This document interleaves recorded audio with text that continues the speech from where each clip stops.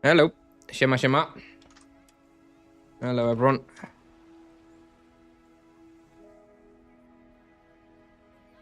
We're going to start off with a nice hour of winter court. Because I have 1 hour and 8 minutes of stamina. So that's the max that we'll do. Then once we're out of stamina, we might do a quick test of Bashmu. Assuming Bashmu is free. I don't have any booking time available, so I can't book it. So if it's free, when it's time, then we'll go Bashmu.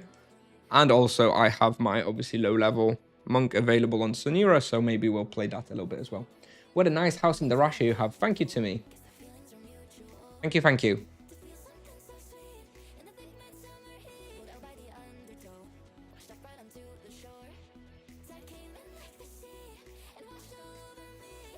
We still don't have charms for this place very much. We have yeah, we get in there. We almost have the vanguard and the rear guard. Not just yet though. Insane Siren. Oh, Soul Broken Harbinger. We're still a while out. Maybe we'll do those on rapid. Together with those.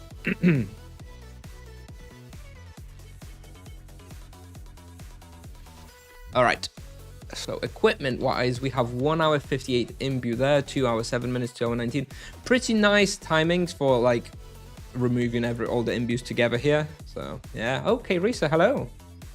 I thought we had a deal that you start streaming after I am done. Uh-oh. Have I taken away your viewers again? I'm sorry.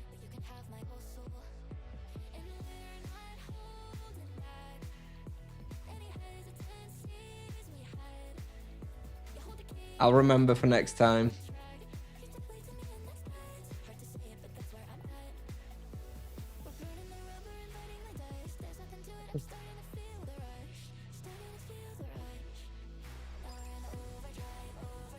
Uh-oh. I usually go live on I usually go live around this time. Not next week though, probably. Probably not next week. Thank you. Thank you. You too. Where are we? Yeah, next week I'm actually doing I'm starting a new project at work on Monday. Could say. So I'll probably not have that much time in the week. Maybe we'll have some evening streams. We'll have to see. We'll have to see. Okay. I think we're ready. I really want to try this ascetic perk. I don't want to go back. Winter Court is so far. Do I go back and change the wheel to test it? You want to? Fuck it. Let's do it. We've been meaning to test it for a while. Let's do the ascetic wheel. This is the one we want. So you want 250 points in here to test ascetic. And then... Oh, this was my... okay, I want chain as well. Actually, so this is not right. Hang on. Let me take everything away. So I want this, plus for the +1 chain. And I still have 25 points. That's it, right? Which I need to, I guess, stick in here. So now I have tier 1 ascetic plus chain penance. I don't want this. I want this one. Interesting. You actually need 400 points for this, which is exactly how many I have. I didn't even realize. So yeah, 439 is the level where you can really make this work, I think. Let's have a look. So I have 5.4 thousand health compared to this one, which is 5.645. So I give up 250 health. So I give up 250 health, which is about 5% of my max health pool. But instead of having gift, I have the ascetic perk, which is obviously better for damage, right? Even tier 1 increases the harmony bonus, and it makes my basic attacks deal an extra 100% of my mantra, which is, how much mantra do I have now? 39. So like, this is definitely better offensively, right? There's no two ways about it. This is better offensively than the Gift of Life wheel. It's probably not massively better. Probably not massively better, but it is better. At a cost of a little bit of a health pool. Which, if you're not hunting something super hard, is not that big a deal, right? Yeah, I think I like it. I think I like it.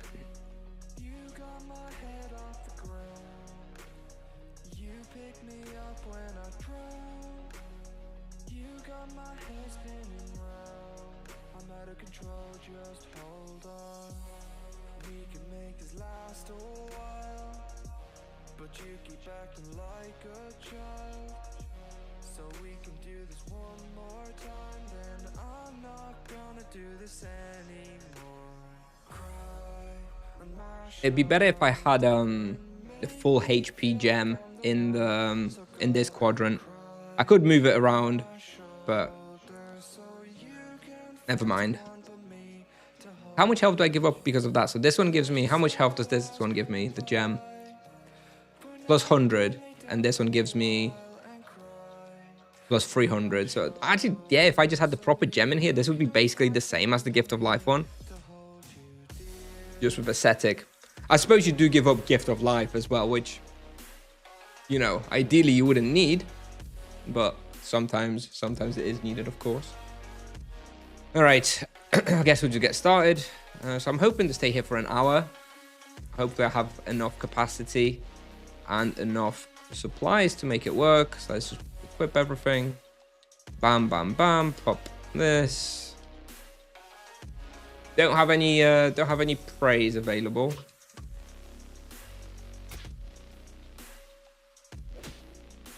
Yeah, I expect this technically to be a little bit easier than the Gift of Life wheel. Right? I should be leeching a little bit more through the stronger melee attacks. And technically my spenders should be a little bit stronger as well. But I don't know that I'm going to like notice it in results, you know? Like this is the sort of mini change that, you know, may increase your XP by like 50k raw per hour, maybe. Yeah, it's really small numbers, but hey, every little counts, I guess. If it's just free damage upgrade, why not? And the Sulker Mass better here. No? Both the two big monsters, Arachnos and Thanacersus, are very strong to energy. Well, 50% strong to energy, so don't think so.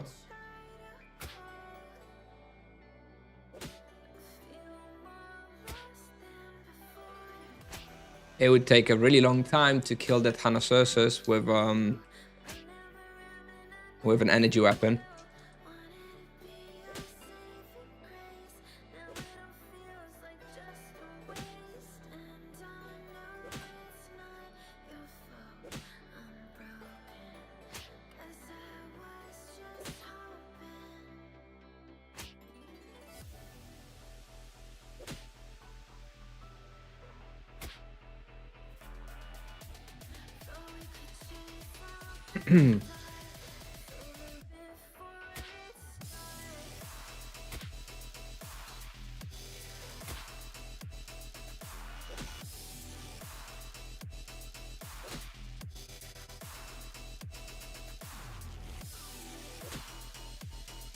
I'm really looking forward to coming here at level 600 with the Sanguine Claw. It's going to be quite interesting. Sorry about that Windows noise, if you heard it. I think you probably heard it. But yeah, coming here level 600 with Charms and Salt and the Sanguine Claw, it's going to be really insane. I think I'll probably massively overkill the whole respawn at that point. I'll definitely have to be taking some like deep pulls inside the teleport.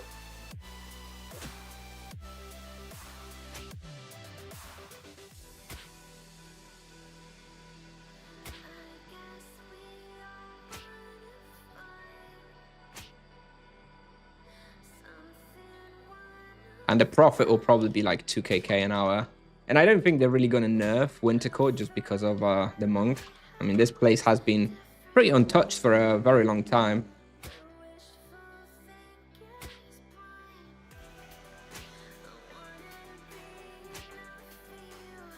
Although the Monk itself may be a bit weaker by that point, we'll see.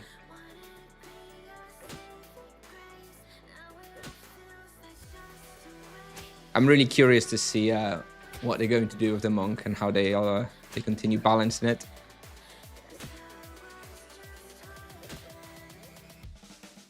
I'm a little bit worried, but we'll see.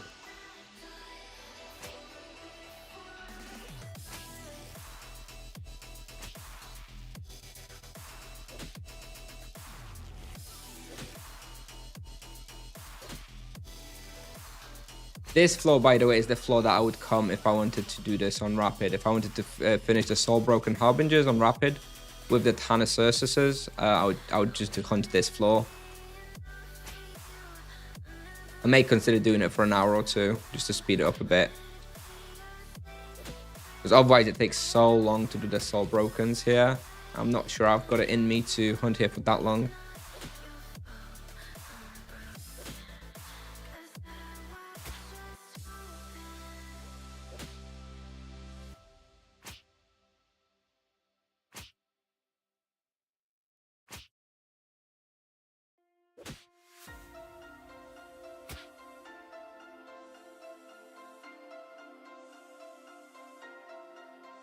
Hello, Kengi. Nobre.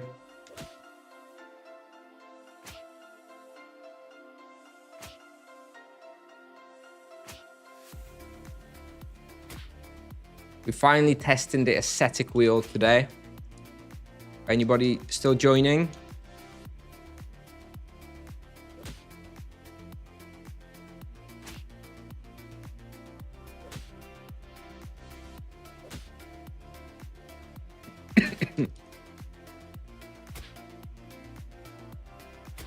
Morning, good morning.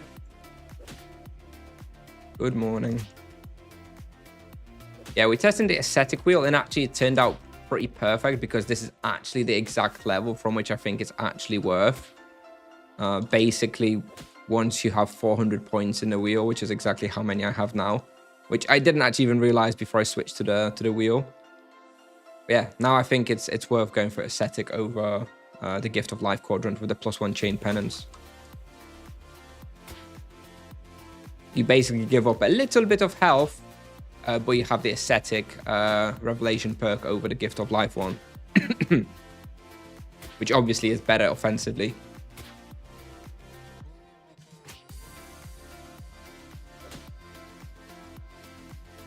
Is the multiplier that you get from mantra element bound, or is it kind of true damage? You mean from the ascetic perk? I think it's just flat damage that gets added, kind of like true damage, I'd guess. But that is an interesting test. I don't think it's element bond. I think it's just basically the melee attacks, right? It's the physical attack that you get with your melee.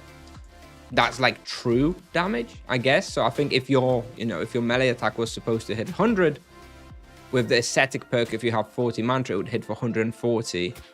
That's my guess. I don't know if that's definitely how it works. That would probably need to be verified, but that is my assumption is how it works.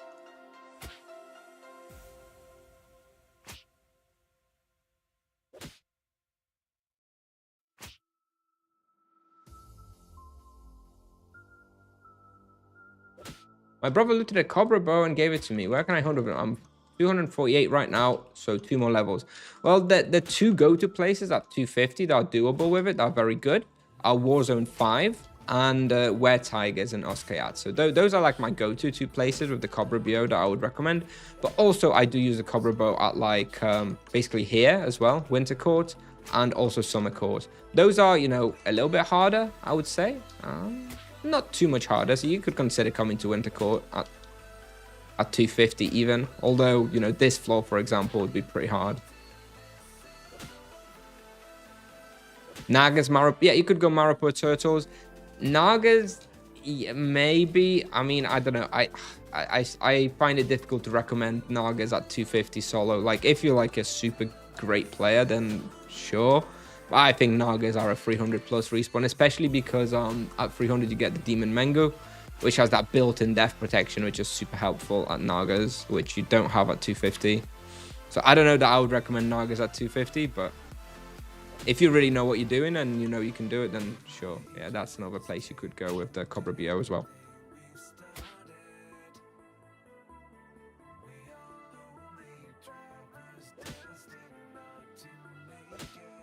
Well, even if it is, like, regardless of what it is, Kengi, like, there is no other cost to it. Like, it's literally a straight up switch from just Gift of Life to Ascetic.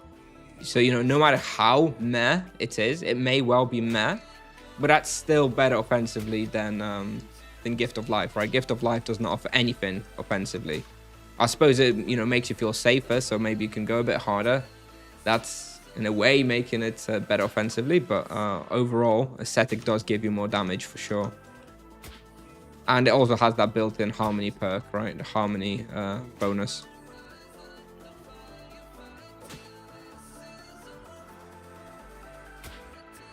But I may be going crazy, but so far already, it feels like I'm using fewer potions. I don't know how much leech really I'm getting from that extra melee attack, but it seems maybe I'm just playing a bit better so far. But it does feel like I'm using slightly fewer potions already. I think when I was hunting here before, it was an average of about 10 potions per minute. So about 100 potions every 10 minutes. Right now, we're slightly below that already.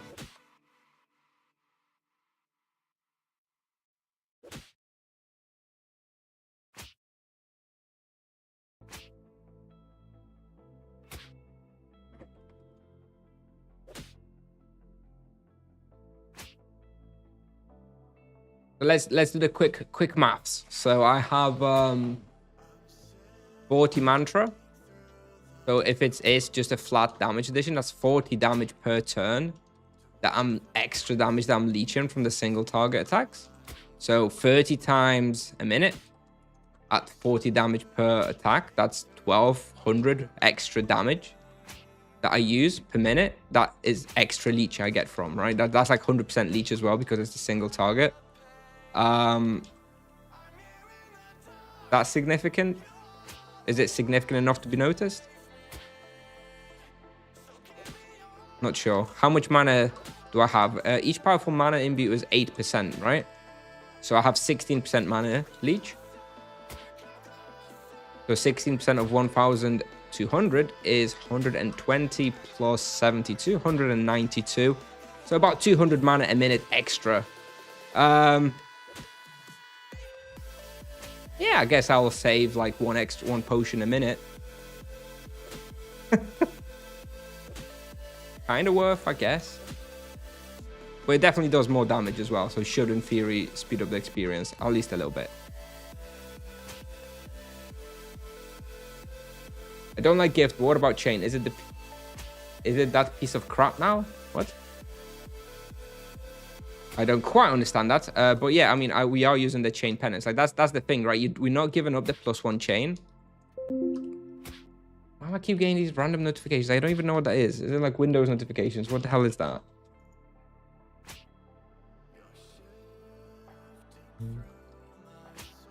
Like Windows sending me some like notifications. No, thank you. Anyway, yeah, we still have the +1 chain. So we're literally just basically switching the gift for Ascetic, which is fine. Isn't mantra doubled when serene? No. They got rid of that in like week 1 of the test server. That was too strong.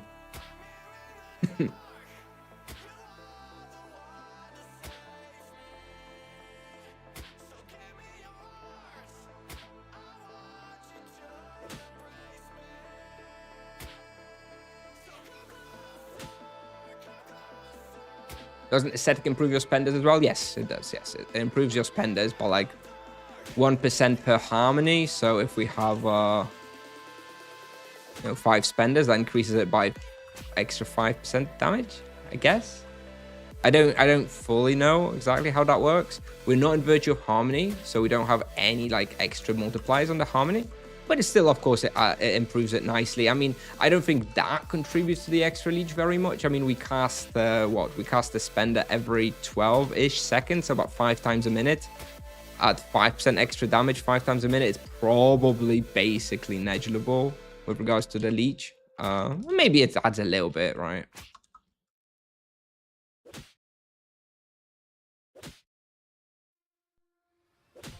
But again, even if it's just a little, it's still more than Gift of Life gives you, right, offensively. So if you're not hunting something super hard, I do think that this ascetic wheel is better. Oh, spiritual outburst, you mean? Well, the spiritual outburst wheel is fine if you're using for spiritual outburst wheel to make sense. In my opinion, you have to go Virtue of Harmony, and you have to be like really using focus harmony effectively every 2 minutes. And that's just something that's really hard to guarantee when solo hunting, with the way the boxes when solo hunting works, and it's much harder, much more complex to make it work. So like I do think, you know, there's room for spiritual outburst and Virtue of Harmony, etc., etc., but I think it's just much harder to make work, and it feels a bit worse. Like I think the harmony setup with outburst and Virtue of Harmony has a better potential peak.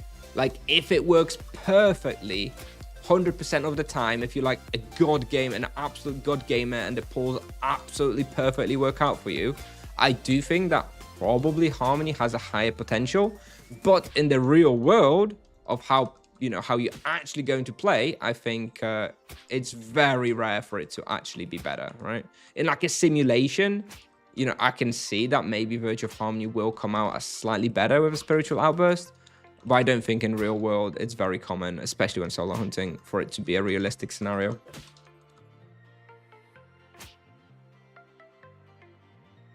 If it does, wouldn't Harmony be better? No, it's not enough of a boost to make Harmony better. And anyway, you're still using those bonuses from the Harmony even when you're in the Virtue of Justice. But like the aesthetic bonus to Harmony benefits both Virtue of Harmony and Virtue of Justice, right? Maybe it benefits Virtue of Harmony slightly more because you end up casting those spenders a little bit more often, every 10 seconds instead of every 12. But it's such a little difference that it's still perfectly fine, perfectly valid to use ascetic with Virtue of Justice as well. It's still going to benefit those spenders, right? Do you even use mana potions or just always go full spirit? Honestly, like at this stage with how strong the monk is, I think I honestly just go basically spirit potions all the time, because I make like insane profits everywhere anyway. It's like, you know, why bother? Like if I'm gonna go somewhere that's really just profit, like if I went to Bashmoo's at like level 500-ish, 600-ish, and it was really easy, you know, I would probably go with great mana potions just to make a bit more profit. But honestly, just make so much profit everywhere, and it's so easy. Like, just go with spirits, you know, make your life even easier. And it's not like I'm using very many, right? It's 16 minutes. I've only used 150, so it's not like I'm spamming spirit potions or anything. So, yeah. Hello, Rich. Good morning.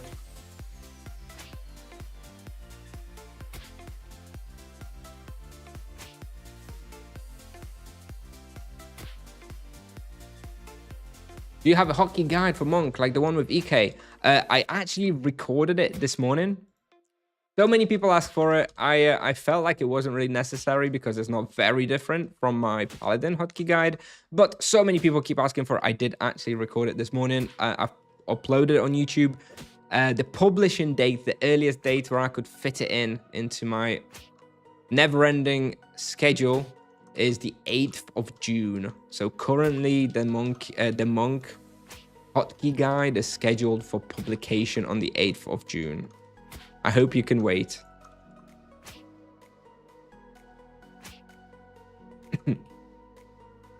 Have you used on top replicate to manage your cooldowns, icons, and your health bars? Nope, I've never used it.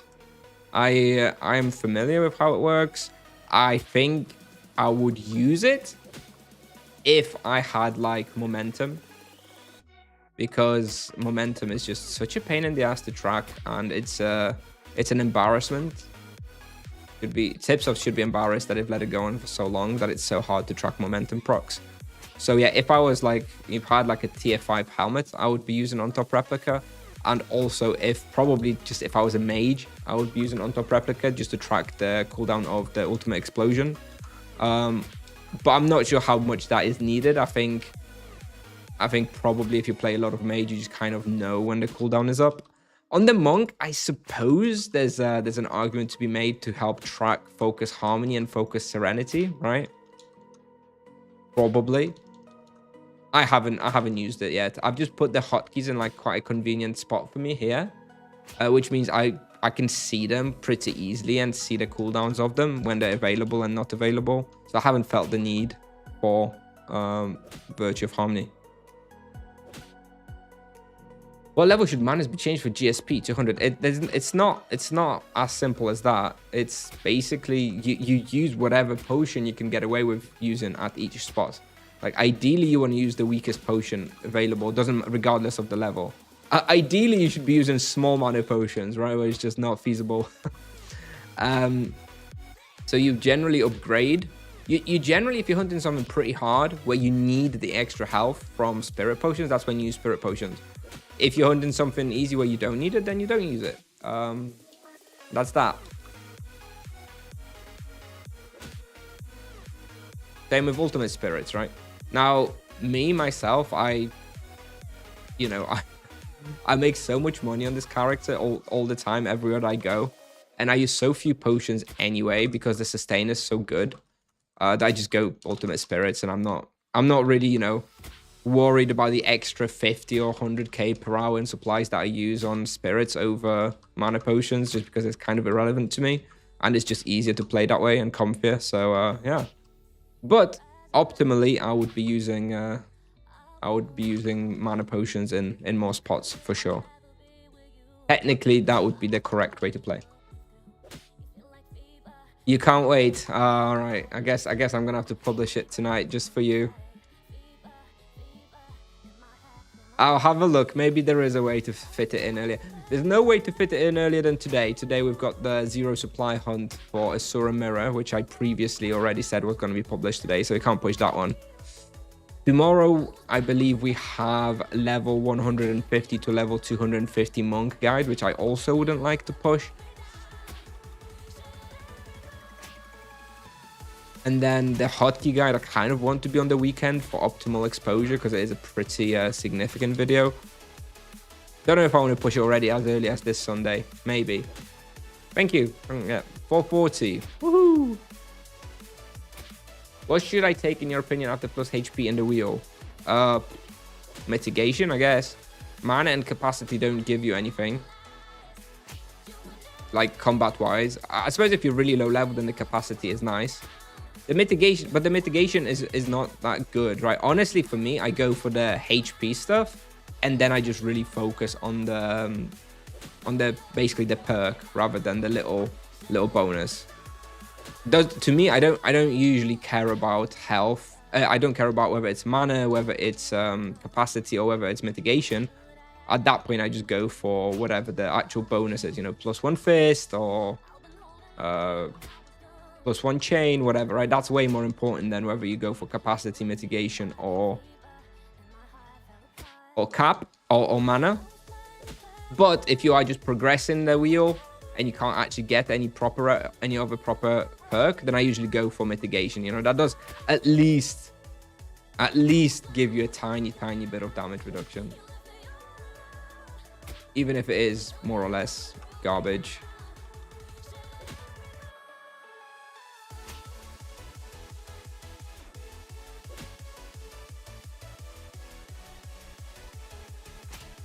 What's best wheel option for level 200 knight?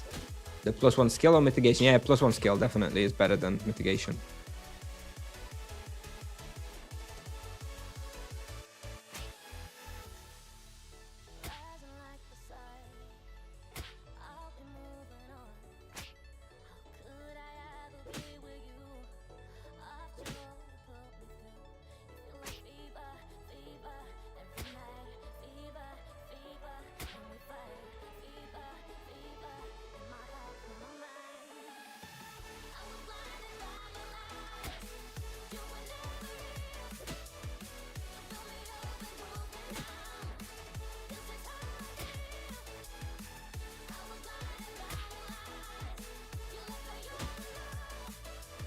Yeah, the sound system leaves a fair bit to be desired from it. It's not, yeah, it's not really seen many changes, right? Since it was implemented. I guess not many people use it very much. I think people use it for like hearing basic attacks or auto attacks, and that's about it, right? No one like listens to the music, I think.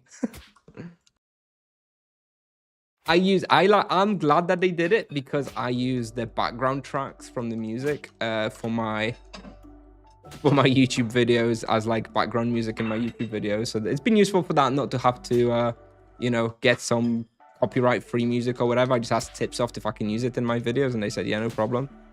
So yeah, so that's been helpful for me. Do you think Battle can ban on top of Replica? No, I'm pretty sure Tipsoft basically said it's fine.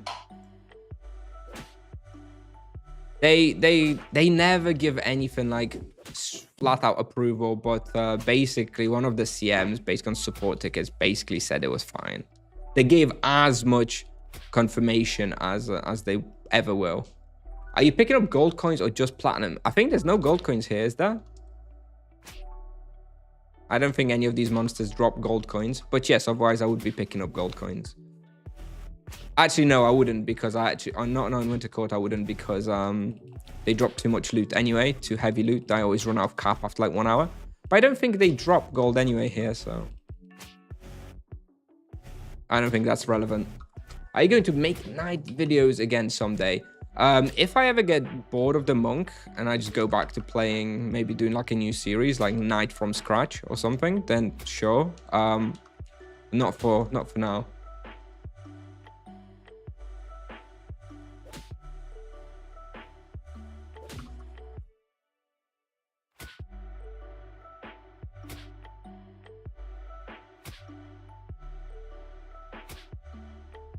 You got your character to 14 hours stamina. Wow. Don't think I've ever seen any of my characters quite that low. I think the lowest it's ever been is like 20, 25 hours during some rapid that I was really enjoying.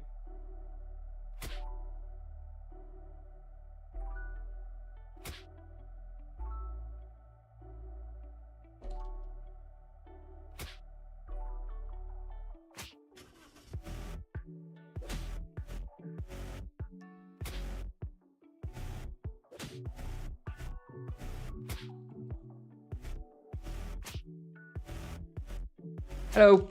Do you think that Nagakatsu can be a nice alternative to Cobra BO? Sure. It's just not as defensive, right? So for example, but you know, it is accessible 50 levels later as well. So by the time you can use Cobra, you can use the Nagakata, you're probably okay with giving up the heal from the Cobra BO anyway.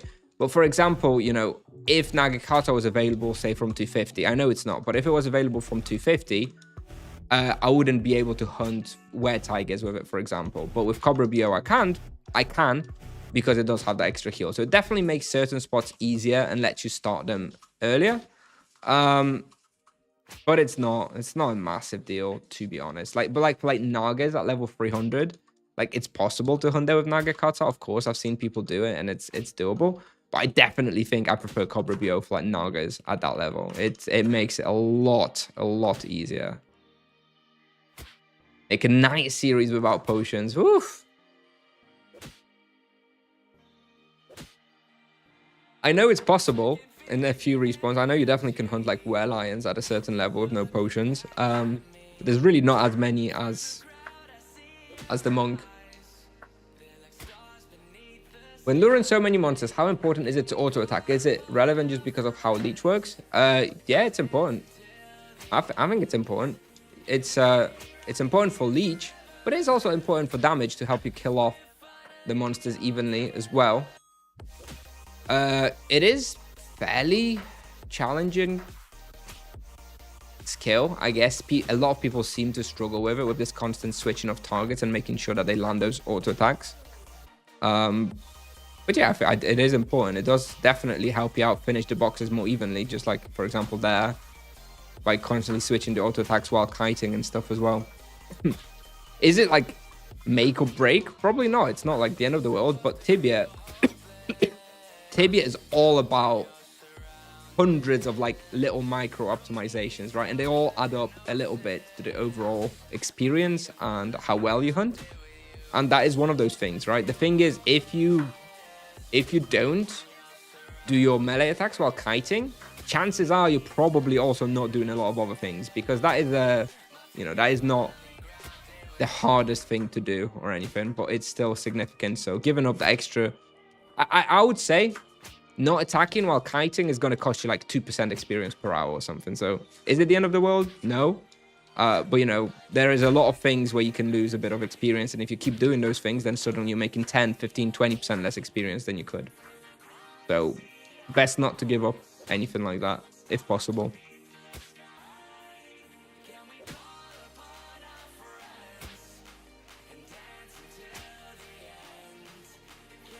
.2 is on the lower end, to be honest. Like I can push 5.5, 5.6 here, and I don't have charms still. Sorry, Shaolin. We've just hit 5.4 actually, and this is with me not really focusing all too much. But yes, it's a pretty reasonable respawn for the mage for sure.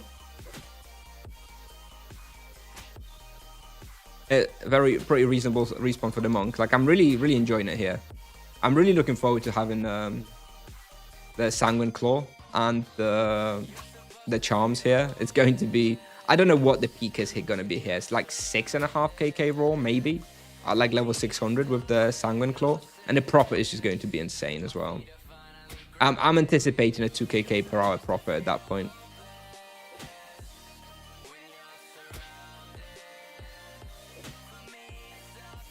And yeah, obviously using your basic attacks, as you alluded to it already in your question, is very good for leeching. So it'll make your hunts easier because you're leeching more, so you're able to stay on full health and mana more easily, and it's going to save you money in supply costs as well. So obviously, yeah, very important to try and land as many auto attacks as possible. I generally find that auto attacks make up about 10% of my damage. Like you can look at this now as well. You can the impact analyzer. You can see physical makes up 10.2% of my damage here, and that's obviously just the basic attacks, right? Did something run away here? Yes.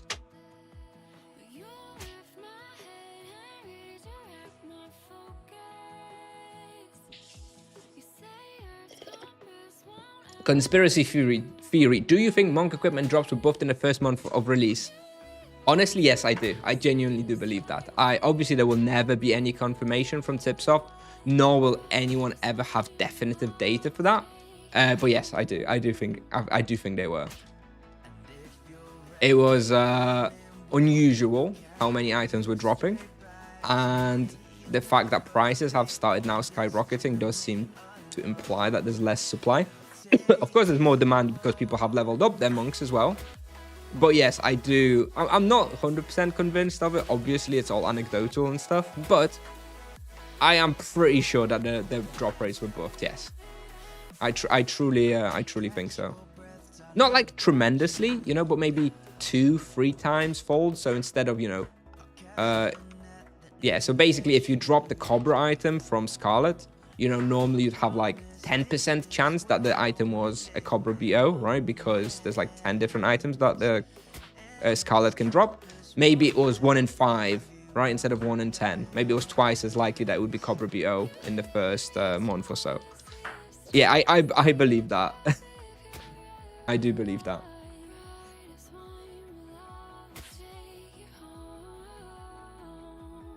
Crypt Warriors would be fun to see. You tried? Yeah, I tried. We've streamed it as well. I've completed the full bestiary there now, and yeah, it's good. It's good. If I ever roll the prey on like Crypt Warriors for free, I'm definitely going there because it's so efficient with the praise there and experience. Now with charms, I'm doing like just over like 6kk raw there on average. So yeah, it's pretty damn good. Especially, yeah, like I said, if you just roll it in EXP prey there, suddenly that's like a really great spot. And no one really hunts there either. It's not very common for anybody to be there.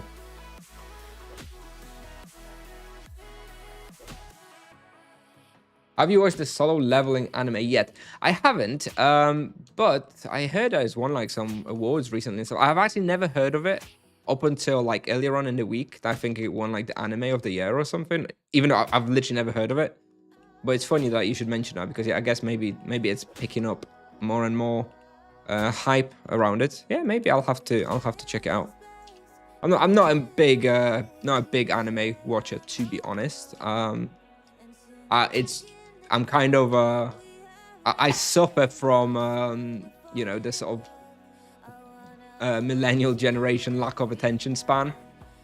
I don't watch things very much or with very much of an attention span, unfortunately. I get you know, I multitask, I go on Reddit or whatever while watching TV shows. So I don't spend too much time watching animes. I prefer manga. It's kind of, you know, more digestible and quicker. So if there is an anime that also has manga, then I'll just read the manga instead. Anyway, yeah, bit of a sidetrack, but yeah, I'll check it out now that I've heard about it like 2 or 3 times in the past week or so. So it seems like there must be something to it.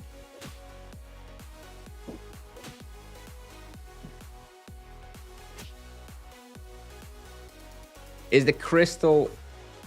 Hang on. For level 200s, were Hyena harder than Grim Reapers? No, I don't think so. I think were Hyenas is probably easier at level 200 than Grim Reapers at level 200, assuming you have the destruction weapon. It's kind of similar, probably. Like, you still have pretty low health pool, so both of those can kind of headshot you if you don't pay attention.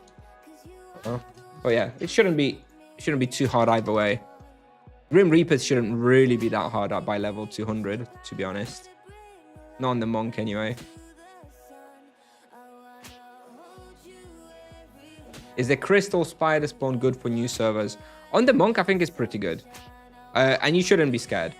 Like, if you have at level 60, you'll have the Psi weapon, right? The energy one. I tested it on my Monk as I was leveling it. On like level 60, and it was so easy. You like destroy them.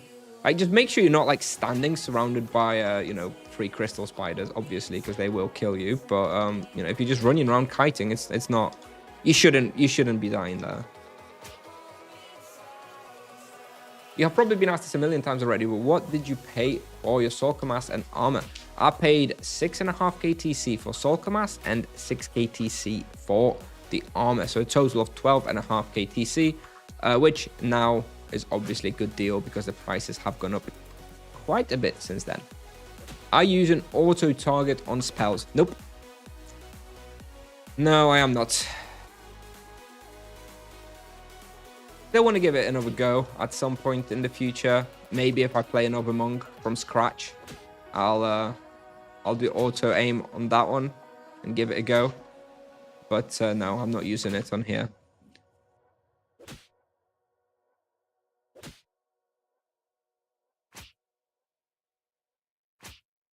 I can tell we're going to run out of capacity, by the way. Let's have only 36 minutes. Well, maybe we'll be okay. We might run out of cap. We'll have to see. Oh, where am I going? Wrong way.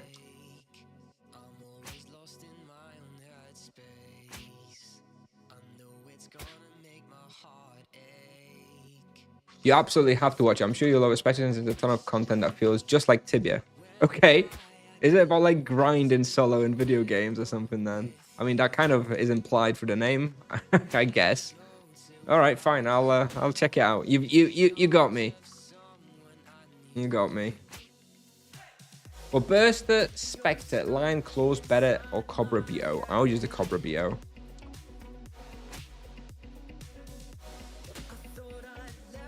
I think they have 100% both energy and earth, so it doesn't matter damage-wise. But, you know, I'd rather have the crit on the Cobra BO over the slightly more powerful vampirism on the Lion Claws. It's not so hard. Like, with the Cobra BO, it should be fine.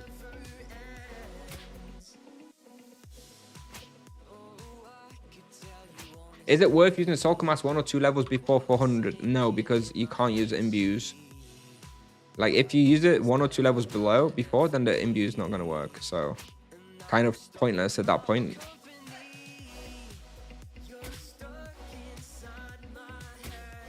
Talking about where hyenas, is it suicide to wallbox them? I wouldn't make it a habit to wallbox them. I think you can finish, you know, you're kiting, and then like sort of stand by the wall for 2-3 seconds as you finish the pull is probably fine.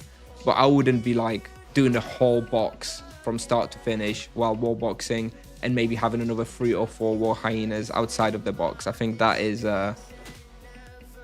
asking for trouble. How do I activate the auto attack on spells? It's in the Encyclopedia Magical Archive. If you open up the Encyclopedia and Magical Archive, then you search for the spell, and there's a little tick box by it that says like enable auto aim or something like that. You just have to untick that for each spell because it's per spell rather than like whole account bound.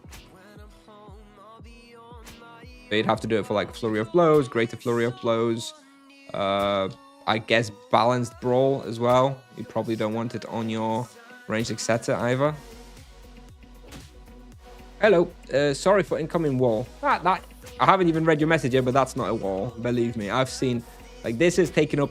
This is taken up like maybe as much as like 2 standard messages. I've had walls where it's like 10 messages worth of text. Those are very hard to read. Yours is fine. Level 90 monk, and I feel like I'm doing something wrong. Tibia Pal says yellow axe is 250k profit per hour. I would negative every hunt. Imbues a way bigger deal than I realized. Oh yes, if you're hunting without imbues, then yeah, massive deal. Imbues is where the profit is. It's like an massive investment. Once you have them though, that is how you profit in the game. If you're hunting without imbues, you are really handicapping yourself. Of course, it's not something that's accessible easily to a level 90.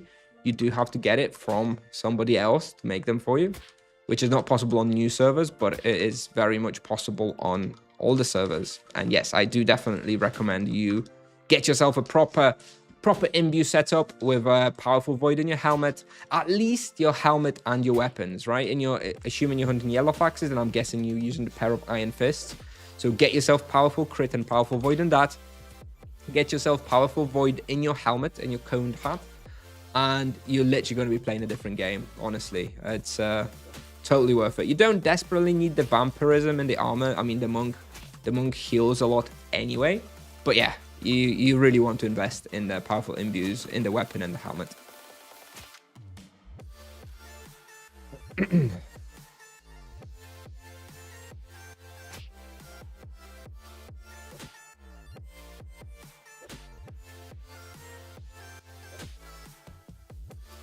Joining a guild for imbues, yeah.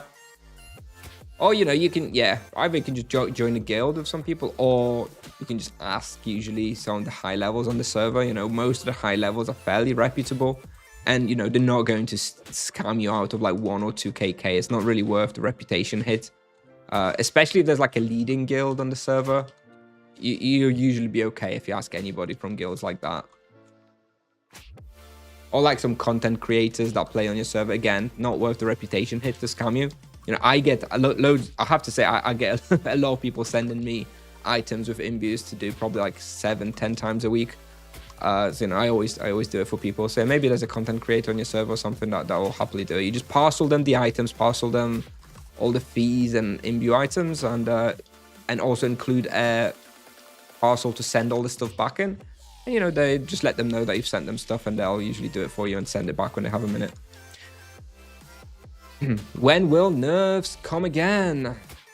Well, I am not Tipsoft, so I can't answer that definitively, but as I have always been saying, I fully expect the next nerf to be after the double skill event on the New Worlds, i.e.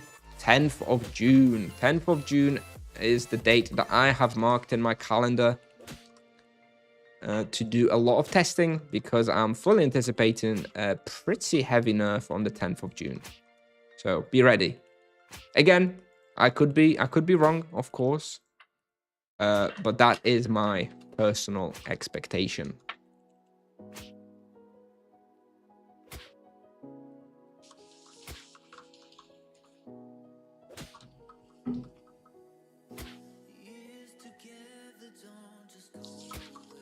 I did the monk level 93 right now. I use basically on your guides from YouTube. Great job, man. Keep it going. Great to hear. No problem. I did not realize. I guess it's investment time for me. Lol. Thanks for the tips. Yep, absolutely. Like Imbuements honestly are like the biggest game changer in this game. Especially, they're even more impactful than the EK. If anyone here is playing like low level EK and is hesitant about using gain imbues, oh dude, just get them. They're so incredible. It makes low level EK so much nicer to play. Siema Sheriff Chatu. I am on Nevia, so you might get one more parcel. Yeah, no problem. Just let me know that you've done it, because I don't always like check my inbox unless I'm expecting something. But yeah, is it mega big deal if I go for the second one instead of powerful? It kind of is actually. That one is really inefficient for the cost. It costs almost as much to make as the powerful ones, and it has like half the benefit. So yeah, don't get the intricate ones. If you're going to get imbues, either just get the very cheap basic ones, which are good as anyway. They're very cheap, still efficient. Just, still not as great. Or get the powerful ones. Generally speaking, it's not recommended to be getting the intricate imbuements.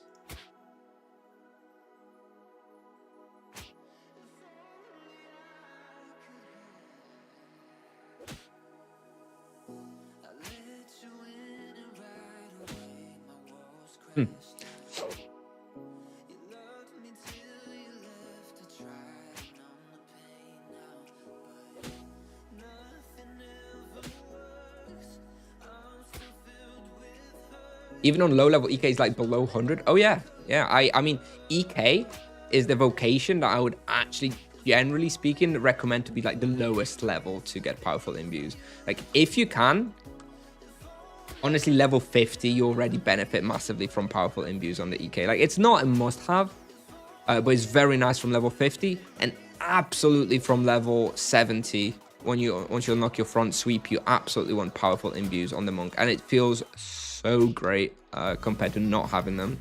It like triples your experience usually because of how much faster you can go and what respawns you can hunt. It's pretty great on the monk as well. Not as great as on the EK, but still pretty great. And on other vocations, on mages and paladins, it's not as important. On mages, like it's obviously very nice to have like powerful leech on your helmet and stuff. It lets you hunt for a lot longer. It means you have a lot more capacity for loot and stuff. So it's obviously very nice. But it doesn't impact your experience rates as much. On the EK on the monk, having powerful imbues versus not having powerful imbues has like a significant experience benefit. On the paladin and on the mages, not really. It mostly just carries a significant quality of life improvement with regards to like supplies and capacity and stuff. But it doesn't actually drastically change the gameplay all that much on low levels anyway. Level 270 is enough here for castle. I think so. I think I came around that level and it was fine. It doesn't feel very difficult. I would recommend at 270 to pick up the ice imbuement in your armor if you can. And other than that, yeah, it should be fine. I think it should be fine. Obviously, the highest level of the castle, with the soul broken harbingers and a bunch of arachnophobicas and stuff, be careful at 270 because they do hurt a lot. But yeah, definitely should be doable.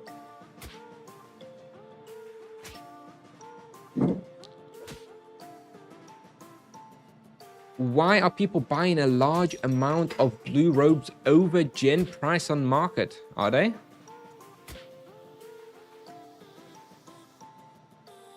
And define large amount. I think it's possible that they may be like doing a tier 1 blue robe for the monk or something. I think, maybe a few people are buying them. But I don't know of a use case where it would make sense to have loads of the blue robes above market price.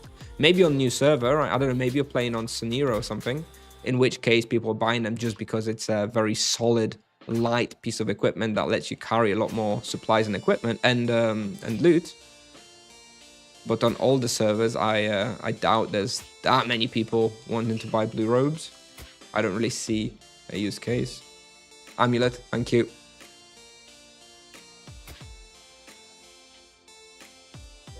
I got imbues with my low RP, and that's pretty great too. It just feels a lot more fun. Yeah, no, it's great. It's great, right? That's the thing. It's great on every vocation. It's just on paladins and mages, it feels more like just quality of life and comfort. Whereas on the EK and on the monk, it's like you get 100% more experience kind of thing, you know? And it actually lets you hunt some things that you otherwise just wouldn't hunt.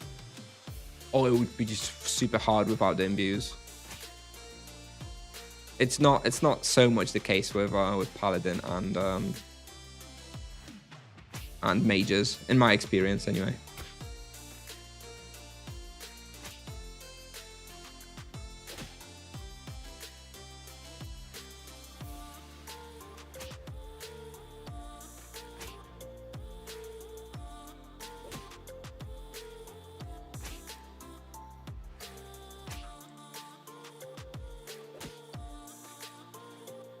One last thing, when should I start using spirits on a monk?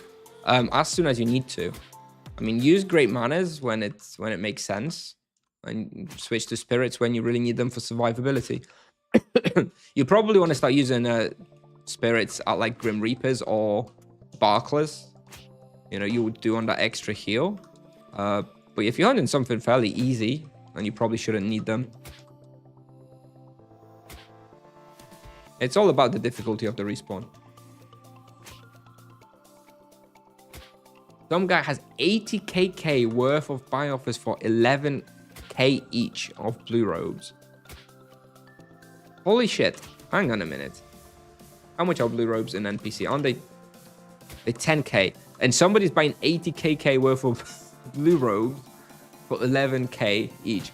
You know what? This smells to me like some insider trading almost, because it's too ridiculous. Maybe he knows that in the summer update, somehow, blue robe is going to be used in some quest. Stay tuned for that. If there's an update, if there's a usage for blue robe in the summer update that isn't there right now, then that guy is probably a Tipsoft employee trying to make a quick buck. Because I can't see of any other reason why you would be stocking up on so many blue robes, dude. AA is important on monk like EK? Yep. Not quite as important as the EK, I guess, but still very, very important.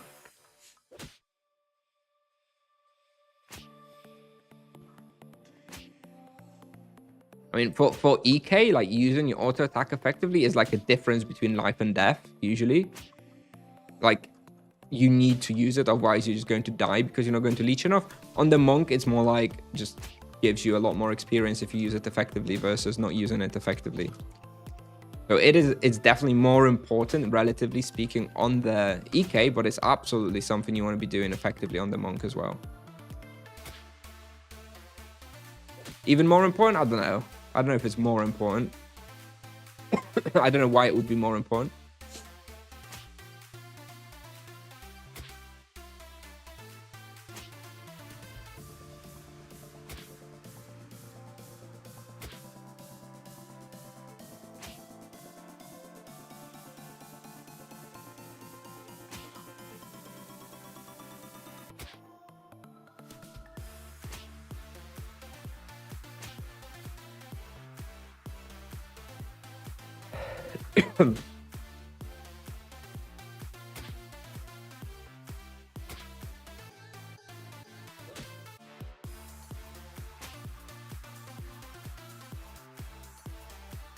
Is it worth having a demon armor with mana and death? You can't have demon armor with mana.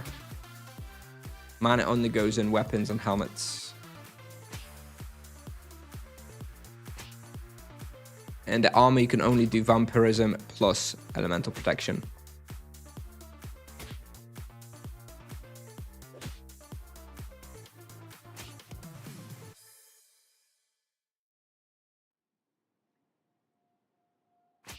Gnome Kuiras outperforms it.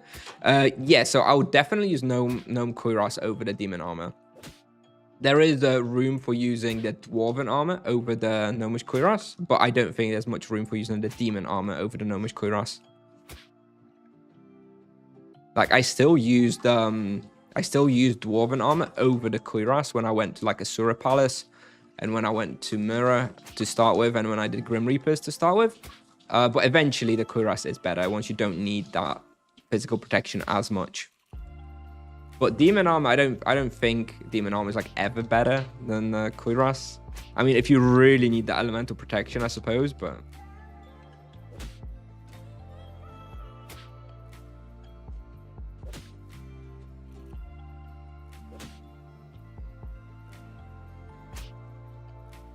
Vamp plus death. Yeah, okay.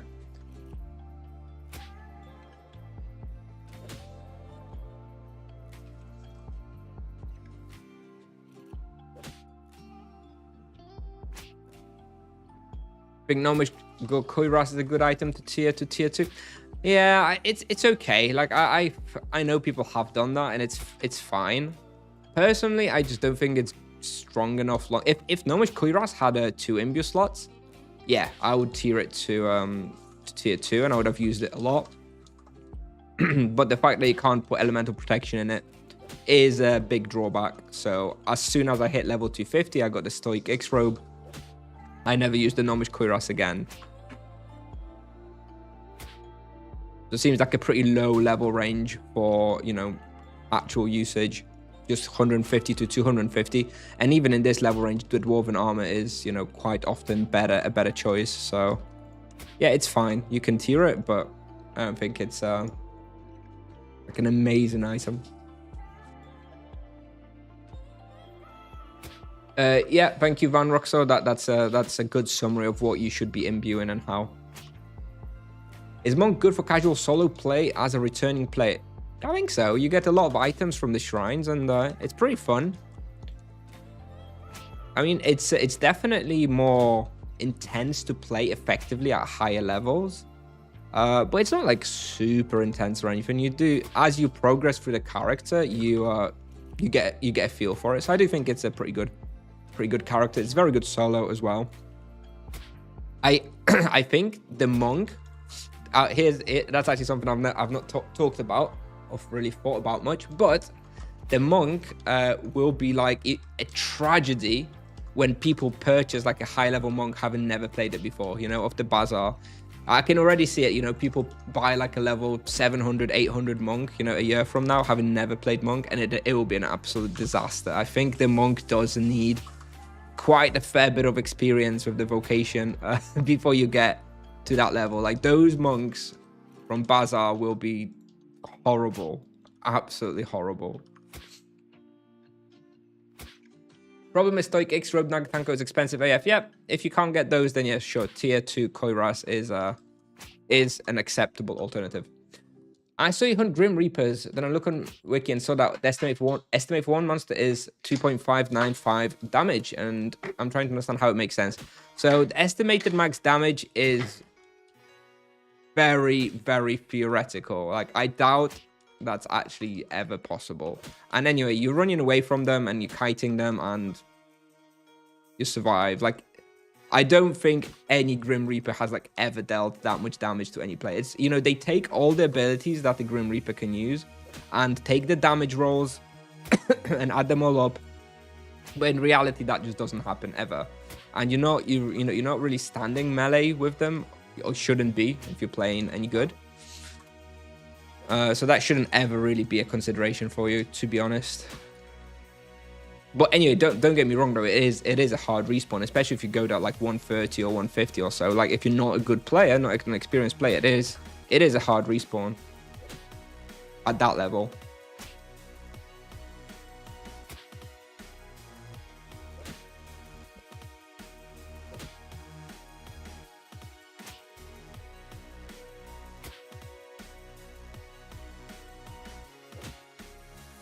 It's same as Prismatic Armor T2 as Paladins? Well, no, it's not.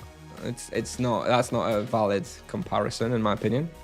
I mean, T2 Prismatic is far and away the best physical armor for Paladins still in the game.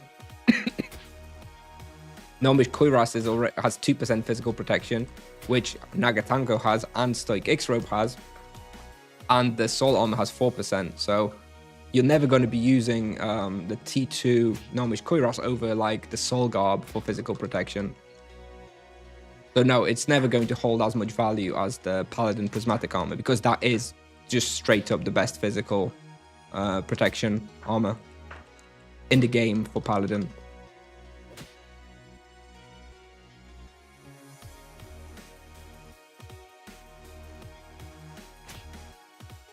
Do you believe Cobra BO is better than Naga Qatar? Yes. Yes, I do believe it's better. You give up a tiny bit of damage for having what's basically, 60% of a powerful imbuement. No argument to be had. It's much better.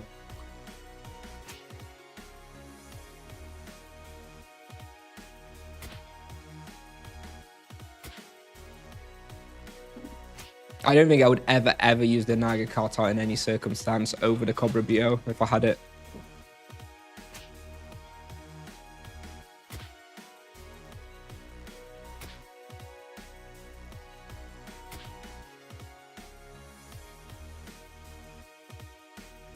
There's a monk on my server that only team hunts, but you can't pull 3kk raw solo on Grim as well. Well, I guess it's a good job he has a team hunt then.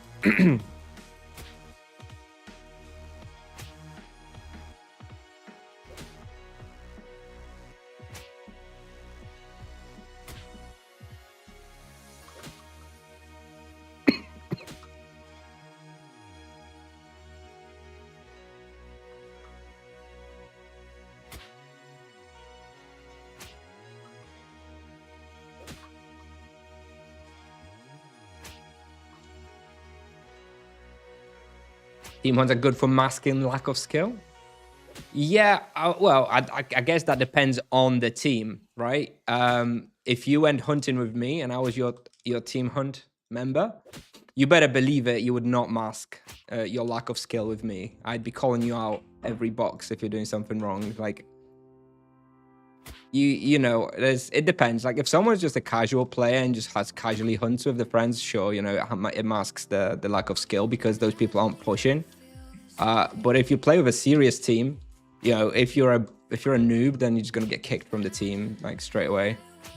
So yeah, it's good for masking bad players in casual teams, but not in any serious teams.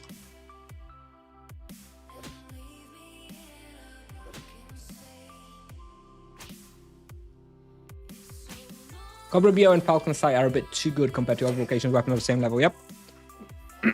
They're comparable. Well, if you compare them to the EK weapons, I mean, that's the closest comparison, I suppose. And yeah, they are better than the EK weapons. But if you compare them to like mage weapons, then they're about the same, right? The mage Cobra and Lion items do have like those imbues built in as well, like the Cobra rod and stuff. Very, very good. I guess it's more powerful on a melee vocation, which is why the EK never got it in the first place, but for some reason the monk did.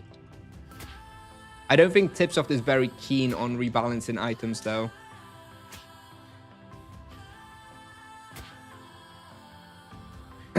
People did invest a lot of money potentially in some of those items, especially if they like tiered them.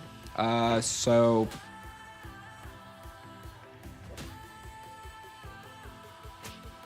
they don't like to like nerf items. I would be surprised if they like removed those imbue slots from like those weapons. I think there would be a lot of outcry about that. I think understandably so. Yeah, EK weapons just suck, yeah. But yeah, so if you compare them to the EK weapons, then yeah, the monk weapons are much better.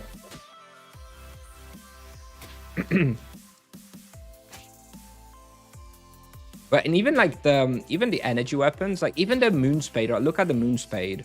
It doesn't have the imbue thing, but it has a damage reflection. It's just, why is there moon spade would have been a fine weapon even without the damage reflection, right? It just being available at the earliest level, it still would have been a fine weapon, but they stuck that damage reflection on it for like no real reason, and it's just so good. It's just I guess it shows a bit of like monk favoritism, right? They really wanted the monk to have some fun tools, and that's great. Fuck. But it does mean that we are in this position now where the monk is pretty damn strong. Have you tested any helmet with TA yet? No. No, but I think it does have potential. I do think it's going to be better at higher levels, though, when you can, especially when you can get like tier 3 spiritual outbursts going. With high enough momentum tier, you can just using perma outburst every 12 seconds. I think that could be, or every 10 seconds, whatever. It would be pretty damn strong. Thank you. Thank you for the Prime sub. Shamariniki. Thank you very much. Appreciate it. Thank you, thank you, thank you. Thanks for your tutorial videos. No problem. No problem. Plenty more to come. I've got like another 40 already like recorded for the monk. It's just so much stuff, dude. Just redoing every place for the monk. It's plenty fun. Oh yeah, plenty more to come. My biggest hope is that the monk does not get nerfed so significantly that my videos are basically so outdated that they like basically useless. That would really suck because I would not like to do them all from scratch again. So, you know, if the monk is nerfed like 5%, then that's fine, right? I can just put in the video, reduce 5% of the results because the monk is being nerfed a bit. That's fine. But if the monk is nerfed like 30%, then suddenly, you know, the videos become a little bit like, you know, I hope that doesn't happen because I don't really fancy redoing everything. I mean, double dipping from the ad revenue, I guess, but it's a pain in the ass.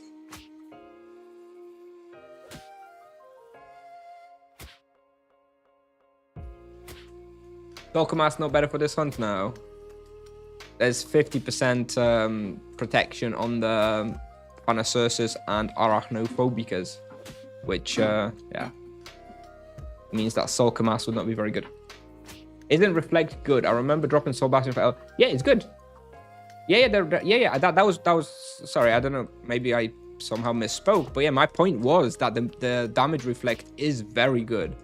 It's very, very good. Like the Moonspade is very expensive because of how good the damage reflect is. But my point was that the Moonspade is kind of strong enough, even without the damage reflect, that it could have been fine just on a 250, like the sort of starter energy weapon, you know, stronger than Drachico.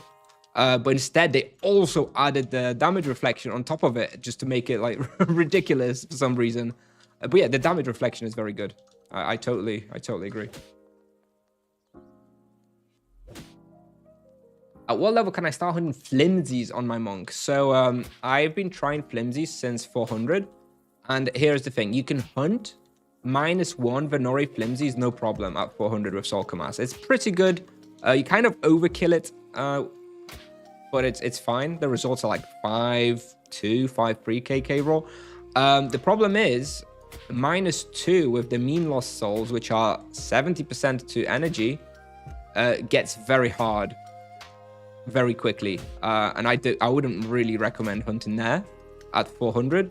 So you're kind of in a position where you can hunt -1 and it's fine. But without doing -2, it's not that amazing.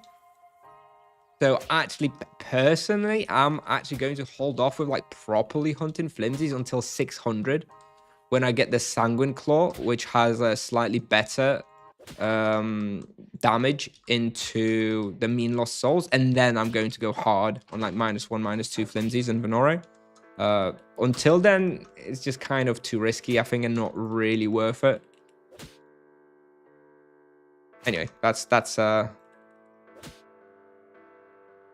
my current way of looking at things. You can go to Port Hope flimsies, and that's okay because you have way more room for kiting. So even though your energies doesn't work all that great on the mean lost souls, it's still fine.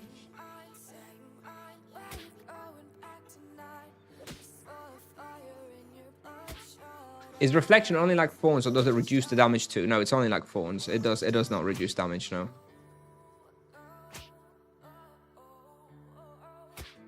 It's just a purely offensive mechanic.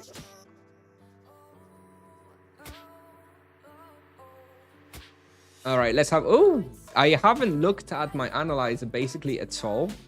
That's a pretty nice profit, right? It's a pretty nice profit for a 1 hour, 6 minute hunt. Don't you think? Anyway, we're out of stamina, so we're bailing here. Let's see if Bashmus are free. If the Bashmus are free, we can check out Bashmus for a little bit. If Bashmus are taken, then we're going to go and hunt on Sonira, the new optional server.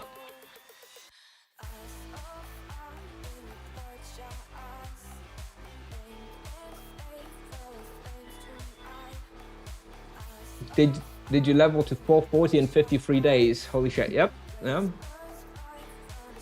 Yeah, I've been burning stamina every day. Not much more than that. It's efficient play, stamina, 2 boosts a day, and yeah, it's been going. Solo hunting as well, no team hunting. Did you ever use the Delph or your Rory armor at any point? No, I didn't. Like, if I couldn't get Nagatanka or Stoic Ixra, I probably would have been using the Delph or your Rory at like Mirror and stuff, but I didn't need it. Yeah, flimsies are tricky for the monk, yeah, because the elements don't really work very well. But it's still okay. It's still okay. Like, I hunted there, it's still okay, but it's definitely not going to be like some insane spot or something that you're going to compete for. But you can absolutely do like efficient bestiary and stuff at flimsies.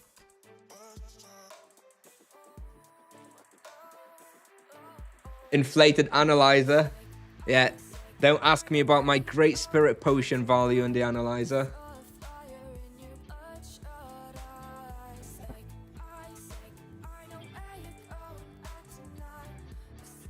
How much did you pay for Cobra BO and Soul Command? So the Cobra BO, I think I paid 20kk, and maybe even less, maybe 15. And for Soul Command, I paid 6.5k TC. This was all when prices were a little bit more reasonable. Things have changed.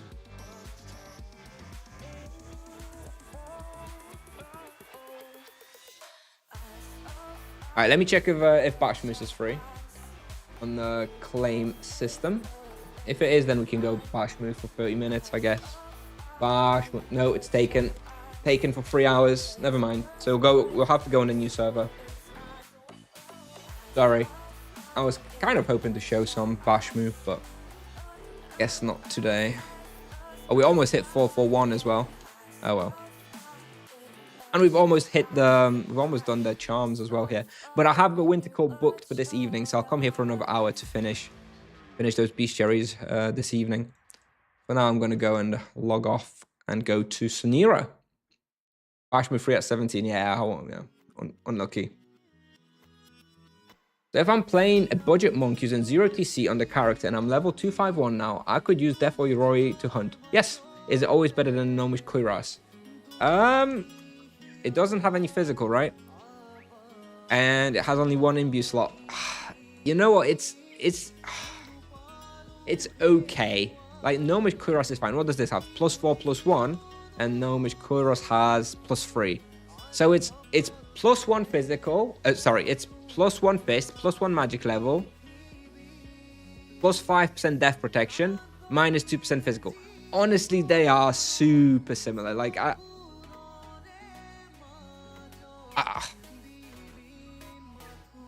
16 mantra, 14 mantra. I don't know that I would ever use the Death Roy anywhere. Like, it's okay. Like, you can use this at like Asura Mirror, right? 5% death for 2% physical is like a fine trade-off. It's nothing amazing. Like, I did not buy it, and I would probably not really recommend buying it, but it's fine. Where I should go with level 20. You should check out Tibia Pal. I have everything there for the monk. Hey Kusnier, would you prefer Lion Claws or Inferniarch Claws without Doomforge? I think without Doomforge, it's very close. I think I'd be fine with either. Without the Doomforge. With the Doomforge, I would prefer the crit Inferniarch Claws. What do you think about Falcon Plate Cobra Hood versus Spirit Fawn armor and helmet? Okay, what's the actual question? Spirit Fawn is better. A lot better.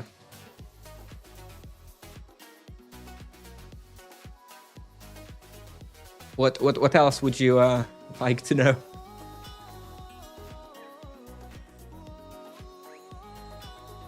bought it because Nagatanko is non-existent in my server, and it's also good for hyenas. Yeah, that's fair. Like it's fine. It's a fine item.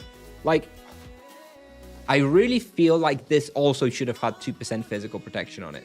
If this had 2% physical protection and 5% death protection, then it would definitely be better than the Gnomish Kuiras, but still probably worse than like the Nagatanko and Stoic X-Robe, because they have the 2 imbuement slots. Like, yeah, I think this is too weak. I really think this should have 2% physical protection in it as well, and then it would be finely balanced between like the Gnomish Kuiras versus like the Nagatanko and Stoic X-Robe.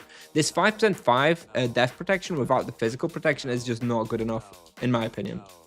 Is Tibia Pal offline? I've been trying to access it lately, but won't load. Shouldn't be. Seems fine on my end, and it's not had any reports of there being issues with it. I don't know. It's not really hosted anywhere where it should cause issues. It's only hosted on GitHub, like millions of other pages, so shouldn't really have any issues. I don't know why you have issues accessing it, to be honest. Do you speak Polish as well? Yes. I do. Oh, look how many people there are. So I've been hunting mutated humans a little bit off stream this morning. Got up to level 27. It's probably where I want to go again.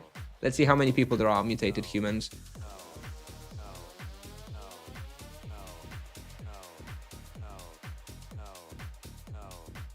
He's talking about Tibia Pal, not Tibia.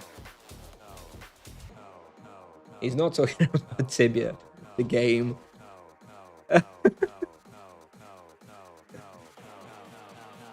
What do you think is better for solo boss kill, a monk or paladin? Paladin is still better for solo. For solo boss killing, paladin's still better.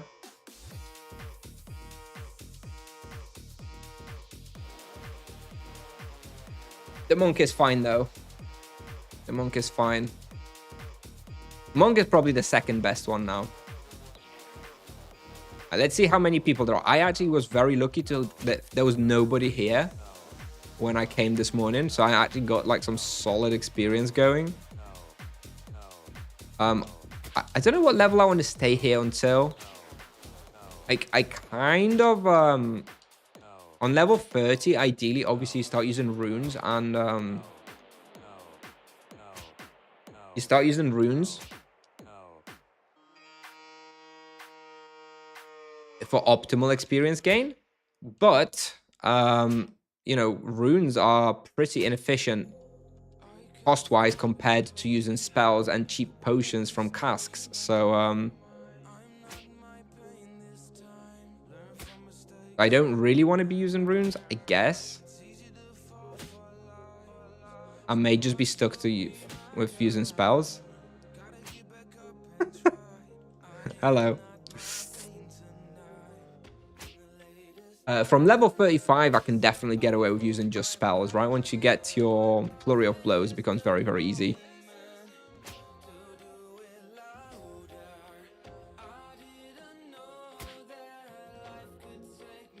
Why do so many Polish guys like this game? Oh, hang on a minute. Who's this? I wonder if there's something in there. Oh, and give me loot.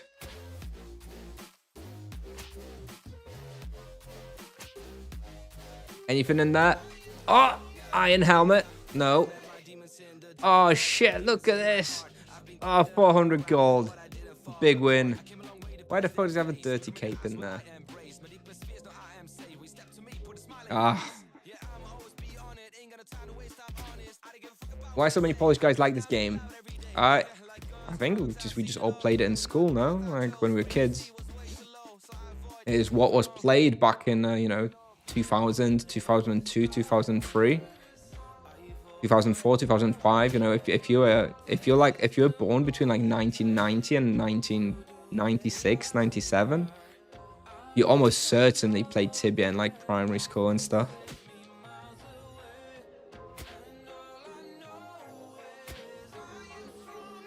And yes, it was free.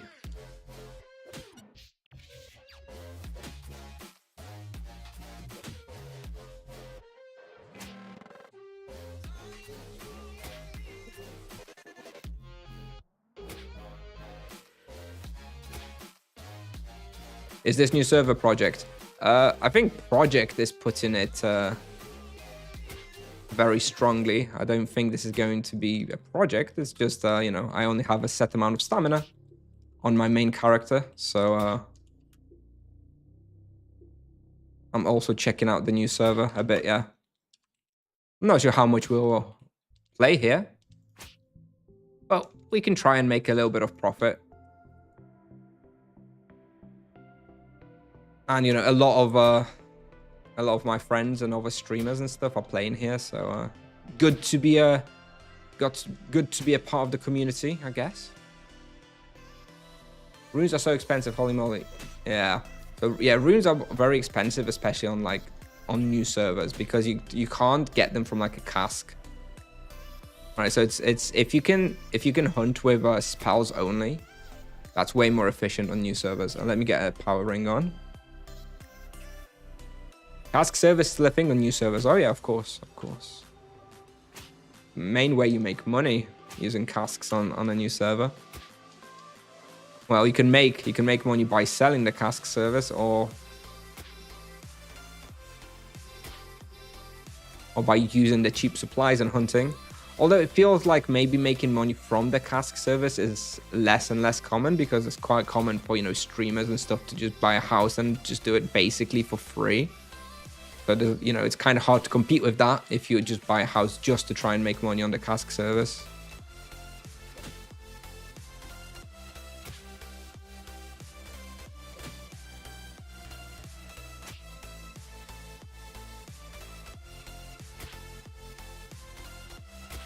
Is there anywhere I could make a profit while using runes at level 30? Like, if I go Korims on level 30, will I make a profit? I don't think so, right? I kind of don't want to go anywhere where I'm not going to make profits. I'm just wondering whether I even use runes at level 30. Maybe I'm just stuck single target hunting until 35. Yeah. Like on old servers, I would make profit, you know, I like Laguna Islands, right? With the blood crabs and stuff and the imbue items. But here, probably not.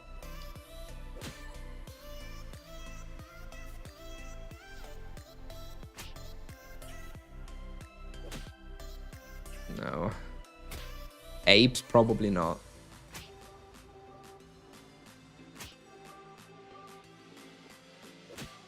Avalanche does it for free. Yeah. He did it for me yesterday. Good guy, Avalanche.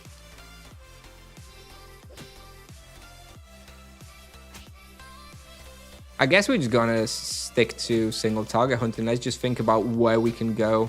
That makes sense. From like level 30, we get the traditional Sai. But it kind of feels like it probably makes most sense just to stay here. I don't really want to hunt here for hours and hours, though.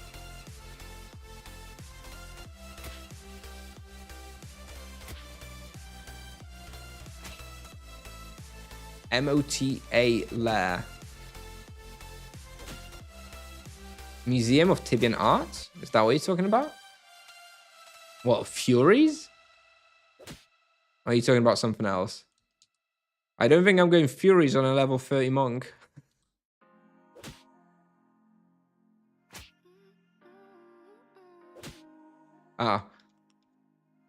Mother of Scarab Lair. Yeah, like that one I have for level 35 plus. Like, this is the thing. Level 35, there's loads of options. It's the level 30 to level 35 that I'm not sure about. Like, I guess I just stay here. Especially now, seeing as there's like nobody here. What time is it? I was wondering about popping a boost on here just to make this go a bit faster, but maybe not.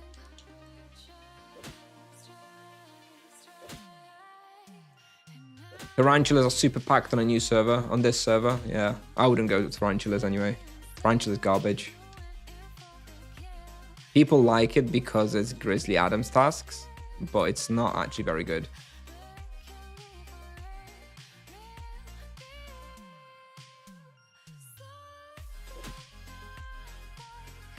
Eggs are monk imbue. True. But they're very cheap.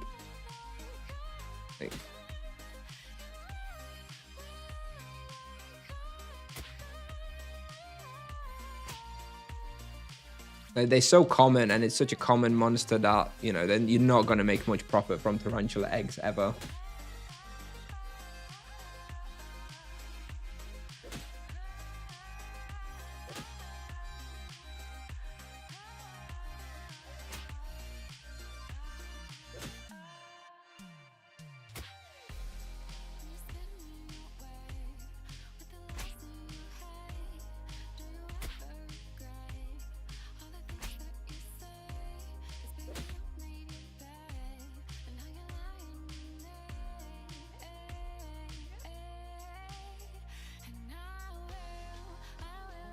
Grizzly trading. Oh, you mean like the trophies and stuff? I guess. I don't know much about profit generation on new servers, to be super honest. I don't often play new servers.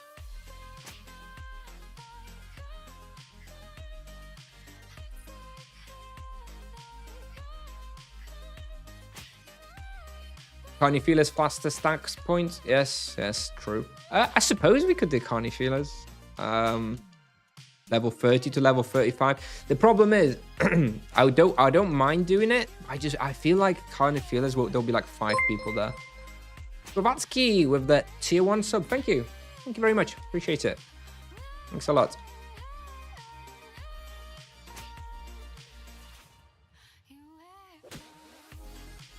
Thank you. Yeah, you know, I again, the thing is though, like, I also don't know how much really I'm going to play this character. I don't know if I care. Care about. Slovatsky with 5 gifted subs. Thank you very much.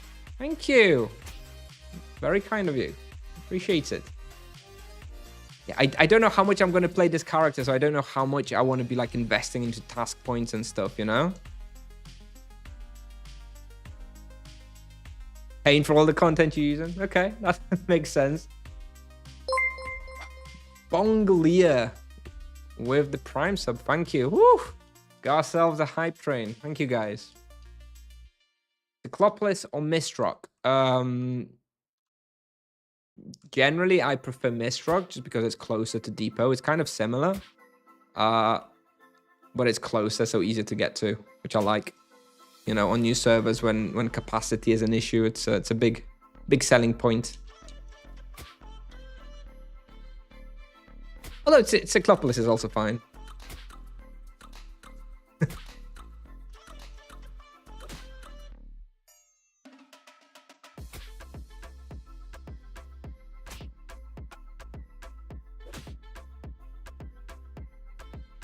Just tried Secret Serpents on my 150 monk. They are kind of good, actually. Yep, totally.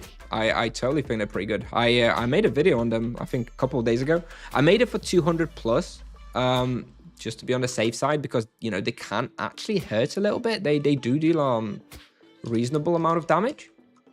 But yeah, I think you can even do it on 150.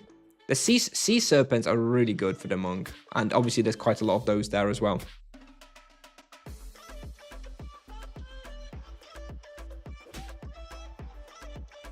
Yeah, you do have to be kind of careful if you do go to sea crest at 150. But yeah, I'm sure it's doable.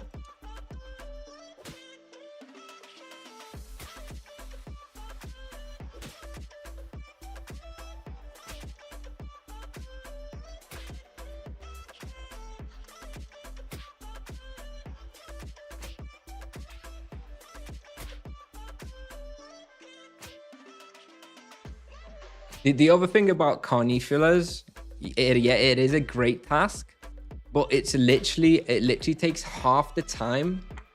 Half the time of doing the task is just getting there. Like, it honestly takes as long to get to Carney fillers and to get back as it does for like doing the whole task. It's I really wish tasks stacked like they usually do on like open Tibia servers, where, you know, instead of having to go back to Grizzly with every 150 kills, I could kill 450 Carney fillers and then hand in 3 tasks at a time.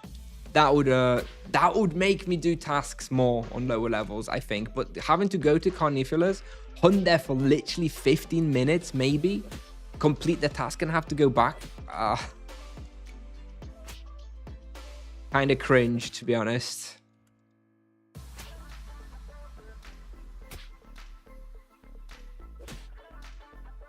I hate Secret Serpents. I went there chasing a fiendish, and then I couldn't find the exit.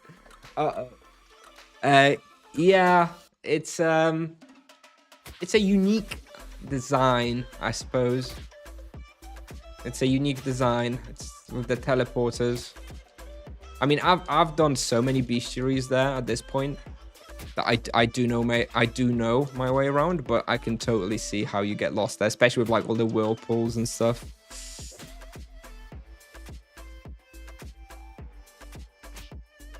How do I activate it to see the health bar and mana in the middle? It's in the interface HUD and show arcs. I think it's this one. Yeah, show arcs in the interface HUD HUD.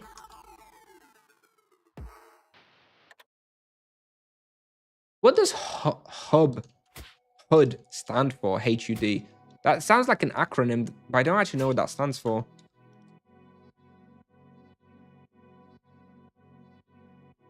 Or is that just what we call it, even though it's not an acronym? Is it an acronym? Sounds like it's an acronym. I'm sure somebody... Heads up display. Oh, so it was an acronym after all. Thank you.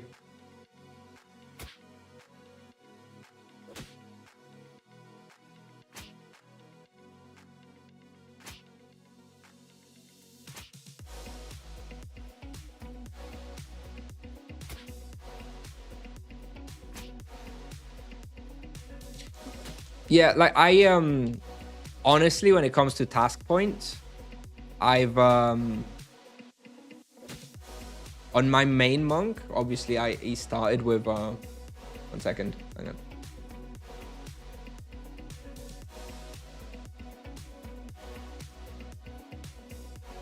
No point. I obviously have to do some task points on my main monk, and personally, the only thing I really care about is the access to the boat shortcuts, like so it takes you to Benuta and stuff. I will never, on the monk, I will never do the demon task, for example.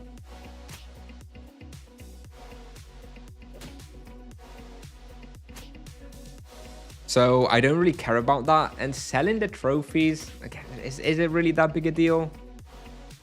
But I don't know. I'm not a big fan of Grizzly Adams tasks. In fact, I was just thinking about this just earlier today when I was playing this morning.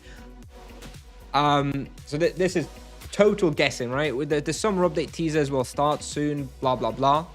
So let's just theorize a little bit. Something that is is on my mind over and over is in the winter update, Tipsoft added the new charms and they added the major minor. And they added the charm reset button, as you all probably know. Now, what some of you may not remember is that initially, Tipsoft added the hunting task points. They tried to link that with the charm reset.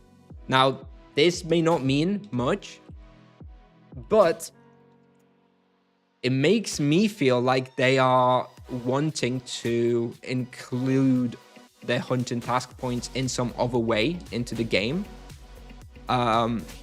And they failed with the charm points. In the end, that was changed, and it's just a gold cost now, which is fine.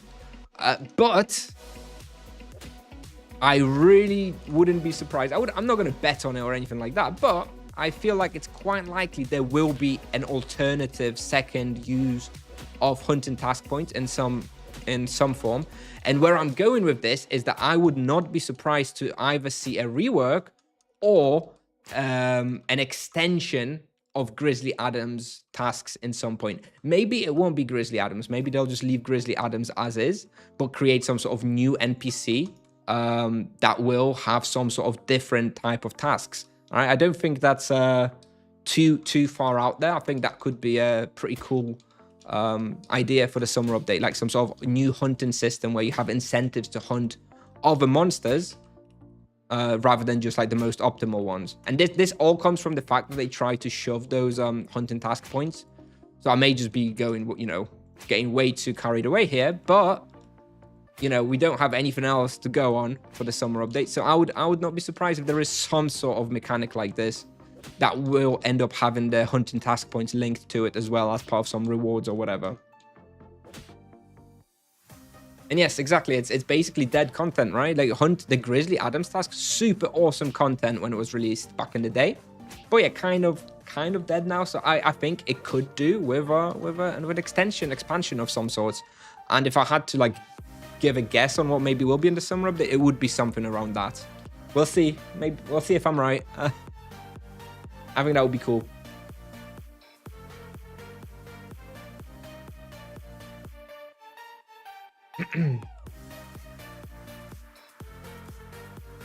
What imbue to weapon with 2 slots for 300 EK? I think generally speaking, it's accepted that mana and crit are the best options for 2-slot weapons for both the EK and the monk.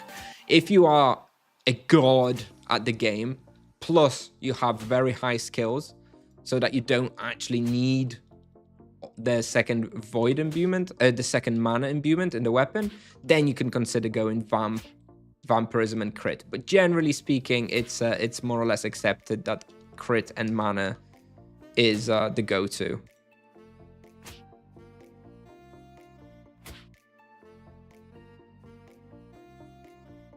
New monk again. Am I late? What is this project? This is just the new servers, right? The new servers that came out a week ago. This is very, very casual. Like it's not a project, but it is the new servers. So, you know, I'm trying to see if I can make some money. Just casually play. You know, obviously I have my main monk, which is still taking priority. We played on that at the start of the stream, but I ran out of stamina. So we're just playing on here, just to have something to do, basically. But it's not really any major project or anything. And have I already cleared this? Maybe I cleared this. Is this inside trading? Well, invest in trophies, maybe. Bro, have a question. No, just go ahead, dude. Just go ahead, my dude.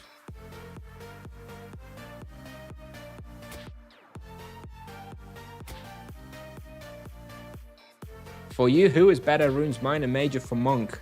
Low blow, savage blow is what you want. Those are really good on the monk. Obviously pretty expensive, but they are very, very nice for the monk. For miners, it's no different than any other vocation. So, you know, your leech ones are probably the best ones.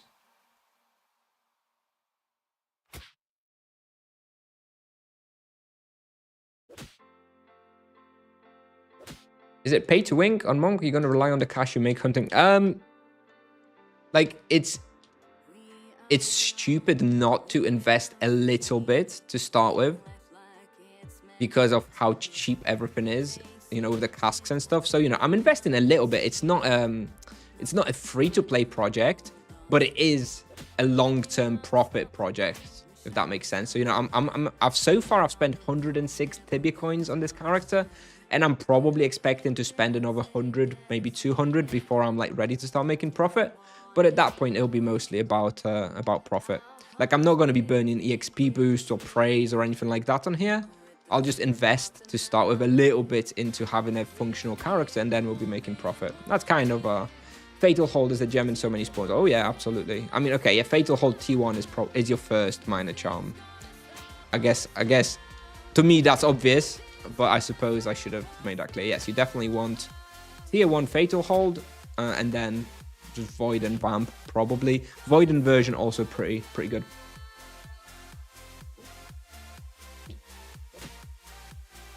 Gonna get a drink of water.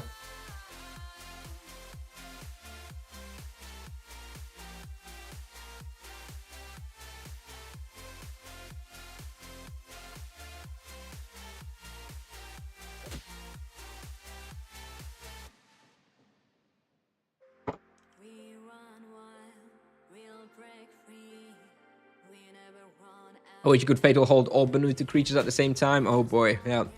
You know what? That's why I prefer Medusa Tower than Benuta. There's one fewer creatures that runs away there. You don't have Hydra. And I've found on the Monk, at least, that if you put the Medusa on the Fatal Hold and Medusa Tower, you really don't have very many issues with monsters running away. And also because the Medusa Tower is obviously a lot more constrained with like the walls around it. It's also even if a serpent spawn runs away or whatever, it's not that big a deal. But you know, Medusa, they can really run far off screen, and it's a real pain in the ass. Yes, I don't like running away monsters either.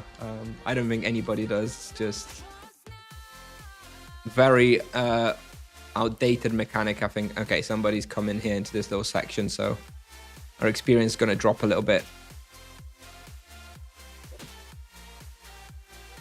49 Exalted Monk.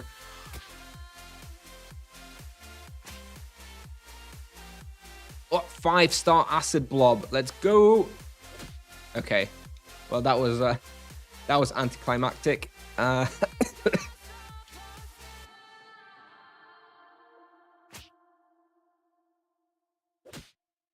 Finally did character on the new server. I created it the day the servers came out. I just didn't have very much time to play it. You know, it's been offline trained since the servers opened. So the guy went down here, did he? Maybe. Did he go down here? Yes. Level 49 monk hunting mutated humans, everybody. Big clap. Big clap. To prawda, że Polakiem jesteś? Prawda. It is indeed true that I am Polish. Yes. Rumors have it true. Medusa is frustrating to kill. Yeah. I don't know. I quite enjoyed my Medusa hunt. The problem that you run into with the monk is that you're too strong. And even though Medusa Tower is very nice to hunt, you very quickly end up overkilling it, which is one of the better problems to have. It's like, oh, look at me, I'm so strong, I overkilled the respawn, so I can't hunt here effectively. Oh, you know, poor monk. But it kind of is annoying. So yeah, Banuta doesn't suffer from that because Banuta like scales better, you know, because it's much bigger. But yeah. All right, we're gonna have to buy. I think we're going to have to buy a gold converter. When's the next one that we get? 2 days, but we're now off cap. All right, let's get another one. Let's get one of these.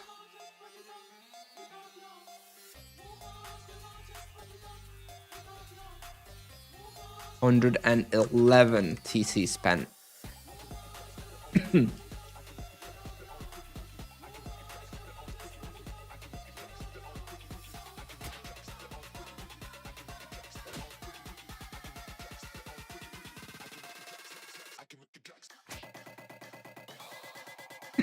You have really good English. I think you live in UK. I have it right. Yeah, I lived in England for 13 years. I moved there when I was a child, and you know, I have a dual nationality. Even I'm basically just as much British as I am Polish when it comes to like cultural upbringing and language skills. I find it much easier to use English conversationally than I do Polish. Polish for me is a little bit more stressful.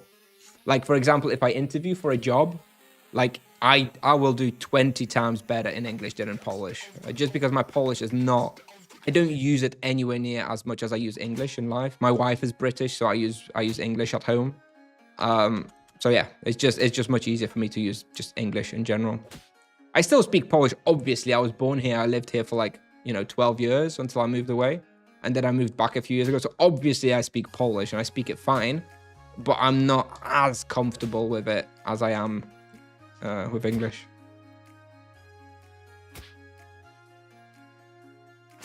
Is Tibia the biggest game in Poland, do you think? No. Not anymore. 15 years ago, 20 years ago, maybe. How do you choose which stance to hunt with? Just go Virtue of Justice. If you don't know, just go Virtue of Justice. That's the simplest. Where do you live now? I moved back to Poland like just under 7 years ago. So yeah, I live in Poland, in Wrocław. Why coming back to Poland then? Better quality of life. I'm a software engineer / mathematician / banker by trade and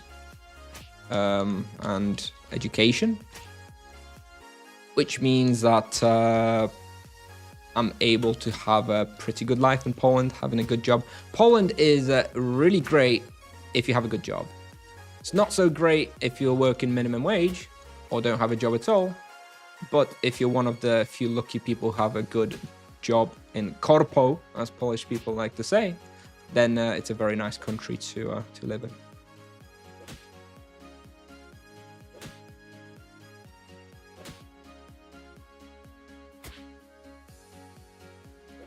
Is it bad that I don't have any charms at 200? I'm almost at 800. Should I get low blow?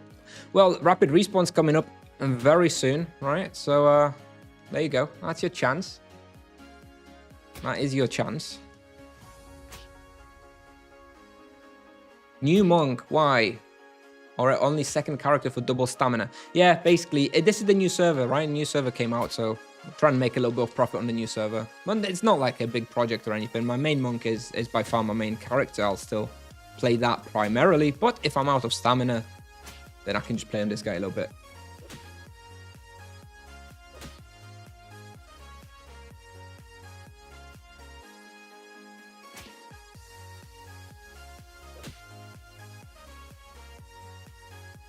Well, how long did you live in the UK before you moved back? I think it was 13, 14 years. So basically, I moved when I was 12 and I moved back when I was 25 and a bit.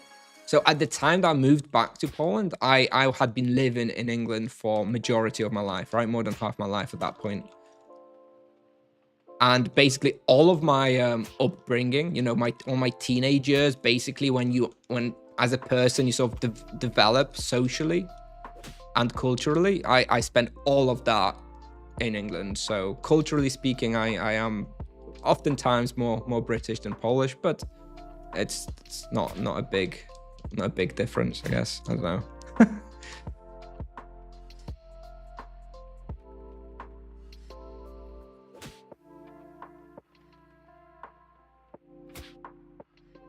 How much you can sell the character for? Well, my main monk, I have no idea. I'm not selling it. Are you done with RPEK? Yeah, for the time being. I still have my paladin. I'm not planning to sell it for now. I use it for like some bosses every now and then. And it's not really worth all that much anyway, so it's kind of pointless to sell it. But yeah, I'm not planning to make much paladin or EK content in the foreseeable future. I got low blow on my 500 RP. Will you swap it for some better charm? I like low blow on paladin. I mean, obviously the paladin benefits tons from double elemental proc on the elemental charms, especially. So I don't know if like super late game you're gonna use low blow as much compared to elemental charms. I don't think I'd be refunding at 500. I still use low blow at 500 a lot. I think if you were like level 1k, maybe you don't use low blow as much, but I think at 500 you still want to have it. I'm level 30 monk and play without Tibby coins. What should I do to profit progress on my character? Because with basic equipment, I can't go to mutated humans because of waste. I mean, I don't have anything special here. Like this is basically a free to play character of just mana potions, and we are more or less ending with 123 gold profit at the moment, 200 gold profit. I don't think this is a very good example of a non-profit spot. I mean, it's not very profitable, but to answer your question though, it mostly depends on the server you play on. If you play on an old server, you want to be hunting some imbuement item stuff. So at level 30, if you want to make profit, you would go to Laguna Island blood crabs and loot bloody pincers from those. And that is your main profit spot for a very, very long time. If you're playing on a new server like myself, like Sonira, honestly, there's not really that many places where you can reliably profit any serious amount of money. You'd be better off just EXPing as much as you can and then worry about profit a little bit later on, because at this level it's very hard. Oh, this one, I can't sell this character for anything. This character is worthless. I doubt it would even sell for 57 Tibby coins. It's literally just a week-old character on a new server. It's not nothing fancy.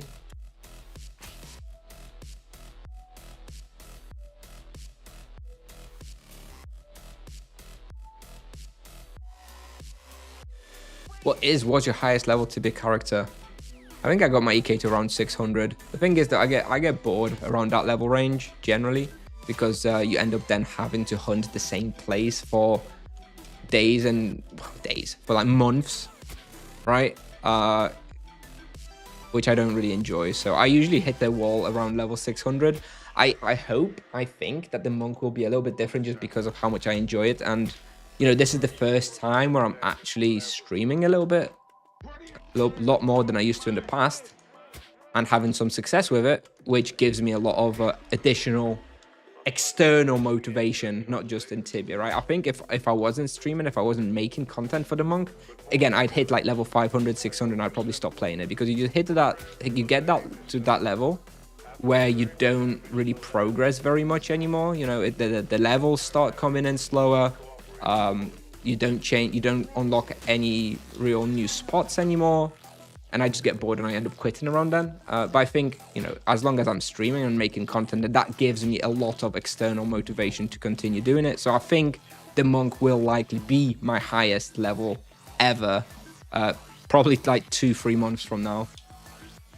You would attract more Polish viewers if you spoke more Polish. Well, the thing is, Caddy, that there is 50 Polish streamers out there streaming in Polish. Like I have no way to compete, if you want to think about it that way. I have no way to compete with people like Strojny or Avalanche. They have way bigger existing Polish communities, and I don't really want to be getting in the way of that. Like I already mentioned, I find it easier to converse and chat in English anyway, so it just seems to make more sense for me to make content in that language for all the non-Polish players in Tibia.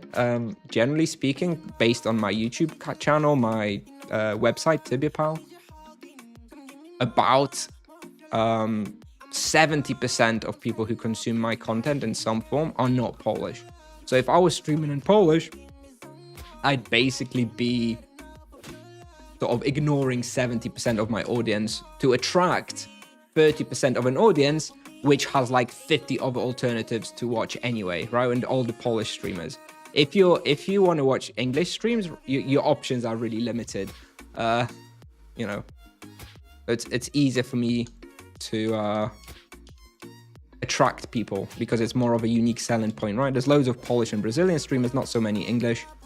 So I'd rather compete for that segment of the Tibia streaming market. Very capitalist approach to it, I guess, but I think it makes sense. It makes sense to me. But most of all, like ultimately, most of all, it comes down to the fact that I just find it more fun and easier to stream in English. Like that is 90% of the reason for streaming in English for me. And then it's 10% like it just makes more sense business-wise for me to stream in English than try and compete with all the existing massive Polish streamers.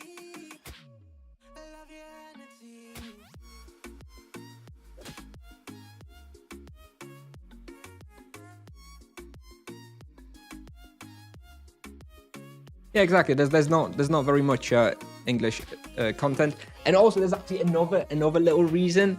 It's kind of irrelevant for like Tibia community, but you know, long term, if I ever want to make content other than Tibia, right? I ideally I would like to have the room to make other content. Like I love other video games as well. I love Path of Exile. I love other games. And, you know, whilst Tibia is extremely, like, Polish community heavy, you know, other games aren't necessarily that way. So by having a primarily English-focused channel, it does make it easier for me, you know, long-term to also potentially branch out and make content for other video games with more English-focused communities.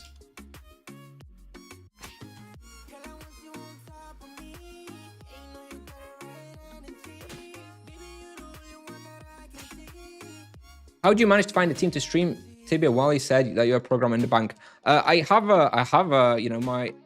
a job that is very much like I just have to do my work in the week, and my boss does not care if I stream for a couple of hours during the work week, for example. This is what I usually do. I've said this to him before. It's fine. Like he knows there's no problem. But you know, sometimes I'll when my kids are in preschool, nursery, whatever, I'll just take a couple of hours off. From like half past 2 until 4:30 in the afternoon. I'll stream for a couple of hours like I'm doing now, and then you know I'll just, if I need to, I'll complete my work like this evening, for example, when the kids go to sleep, stuff like that. As long as my work at the end of the week is done, my boss does not care if I stream in the day. if I play games in the day, you know, as long as the work is done. So yeah, that's basically it.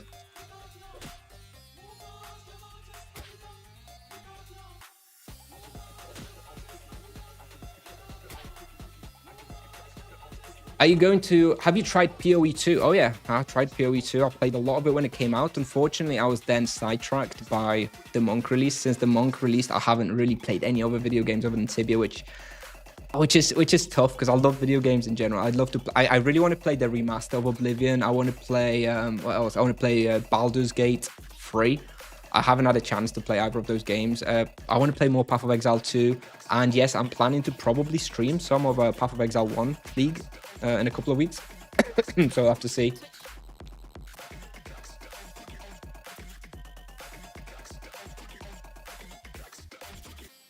Yeah, it's been a very long time since we had a league in Path of Exile 1. So yeah, we'll probably stream a bit of that.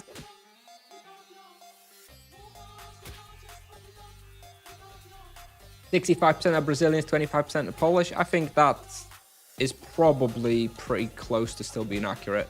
I do still think Brazil makes up a higher percentage of the player base than Poland. Yeah.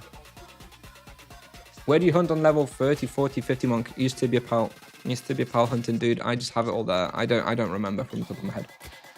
Oh wow, you are the very one creator of Tibia Pal. What languages did you use? Yes, I am the very one creator indeed. It's just plain web technologies. It's honestly like 99% of the website is basically just HTML, CSS, and JavaScript. It's really nothing fancy. Over time, as the website grew, I did add a templating language. Like, I assume you know what that is if you're asking about languages. So I used Jekyll to compile the HTML just to make it a little bit easier, because, you know, as I added more and more websites, I ran into the problem where I wanted to change the navigation bar or something, and I'd have to edit like 50 files, which was a bit of a pain in the ass and started to get a bit problematic. So I just used Jekyll to compile. Yeah, that's basically it. I do use Sass as well for the CSS compilation, but it's basically very, very, very basic HTML, CSS, and JavaScript.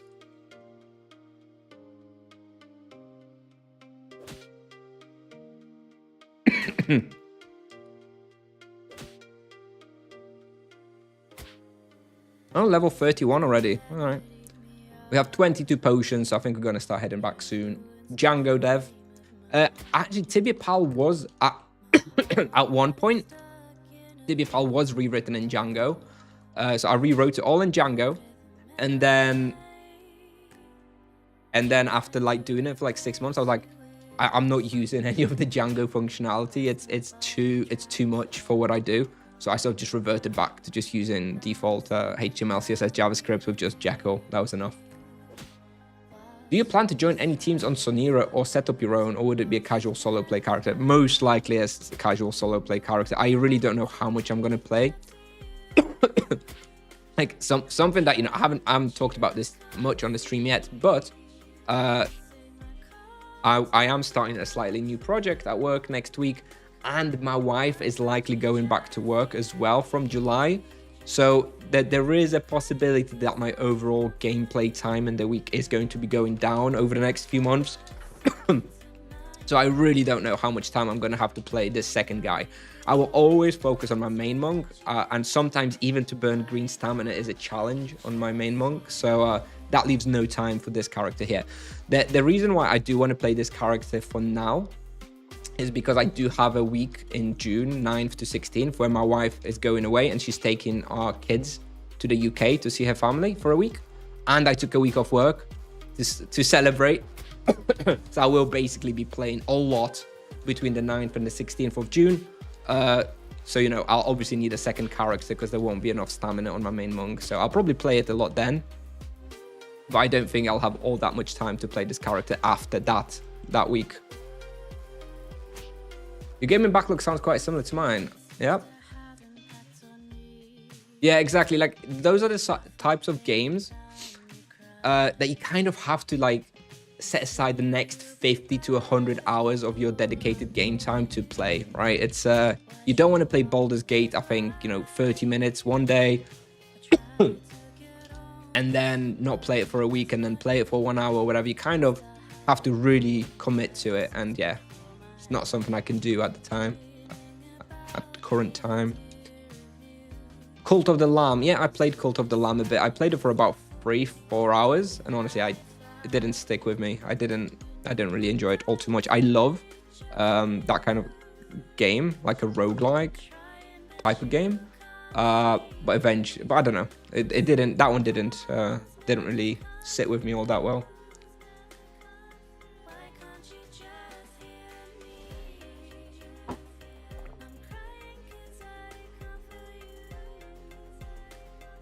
Yeah, so my kids, yes, I have 2 kids, 2 boys. They are 3 and 1, so still little babies basically. And yeah, at home we use English with them. Like me and my wife talk in English. So it'd be kind of weird if we spoke to the kids in Polish. Like, our logic is they live in Poland, they will learn Polish no matter what, right? They will learn Polish in preschool, they'll learn Polish in school, but they need to learn English from us. So we speak to them in English, and their primary home language is English. And you know, the 3-year-old is really good at English now. He'll really like tell you off in English and stuff, and it's very funny. But he's already going to preschool in Poland, and so he can also speak Polish as well. Like, his English is better than his Polish, but he can still absolutely speak Polish too. And I expect this will be the same thing with the younger one as well when he goes to preschool next year.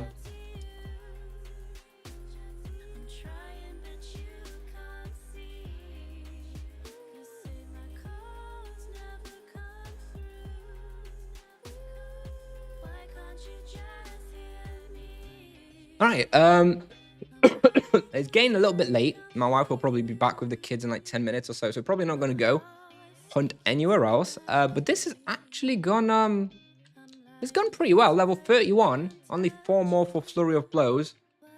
And then, like, we're really going to start being able to get, like, some serious experience, you know? The game really opens up around, like, level 35 for the monk. So, looking forward to that.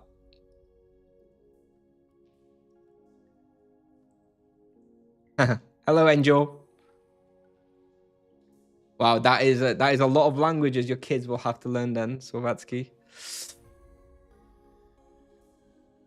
Quite the setup.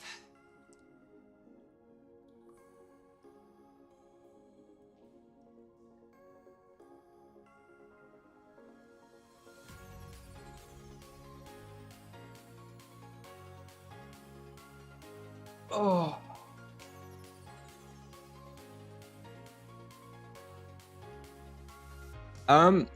I guess, like, let's just maybe just recap a little bit, because we did, for those of you who didn't watch the main monk stream to start with, we tested out the ascetic wheel, and this is basically what it is. You go for 250 points in this quadrant, like this. Then you pick up the +1 chain in here for 100 points, and then you pick up the HP gem in here. This is available from 400 points. This takes 400 points total. I think this is when it becomes worth, which is, I have 401 points now, which is exactly this level. And yeah, I don't know if I noticed that it was all that much better, but mathematically speaking, as you know, this is better than the Gift of Life wheel, so I'll probably stick with it. And for the next point, I guess I would go for the Gift of Life tier 1. Or the chain penance here. So you have 175 more points for chain penance here. I guess that's probably what you go for, right? You go +1 fist and then chain penance. That's 175 points. Alternatively, the first 150 points, you would probably go for this one here with 100 health mini perks. Then you'd go this mini gem for 150 points. And you'd have Gift of Life as well. And then once you got another 25 points, you'd switch to having those 2. That's probably what I'm going to do with the wheel going forward. The next 150 points, next 175 points, I'll go here, plus somewhere else. And then once I have those 175 points, I'll probably go for those 2. And have the +2 chain. Yeah, anyway, so yeah, a few more minutes before I have to finish. So yeah, happy to answer a few more questions if you guys have any more monk or otherwise related questions. But yeah, you definitely have a funny, an interesting setup. Polish, Thai, English, and Dutch. English and Dutch probably make the most sense as the two default ones if they live in the Netherlands. They will need to learn those two, but I think your families will probably be a little bit against them not speaking Polish and Thai. Is the Lion of War outfit from Drome account-wide same as tournament? Nope. From Drome, it's character bound.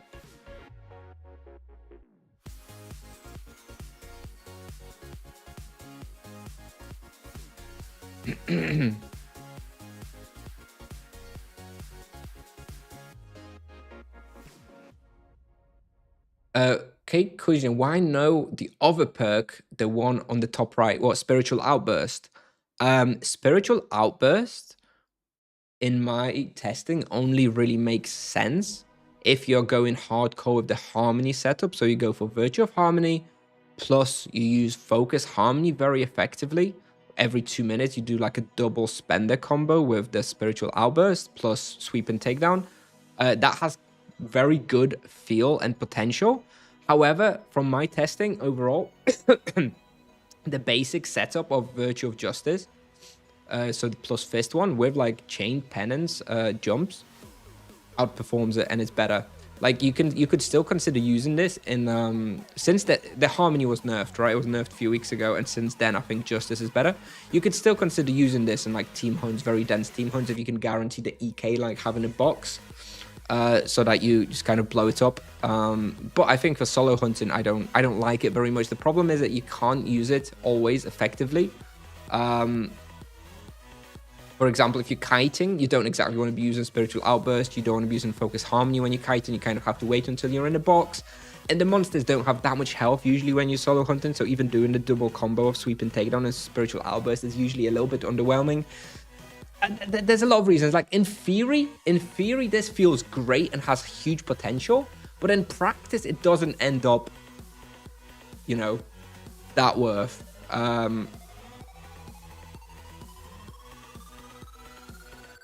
In practice, I usually get worse results with it. I do think, though, maybe tier 2 Outburst will outperform. We'll see. When we get level 500 and 490, I guess, we'll have a tier 2 Outburst, which I think may be good enough to try. We'll have to see. Do you feel like the +1 chain is good enough to sacrifice HP boost from the wheel and focus on it solely when one reaches level 275? So you just go bam, bam, bam, or bam, bam, bam.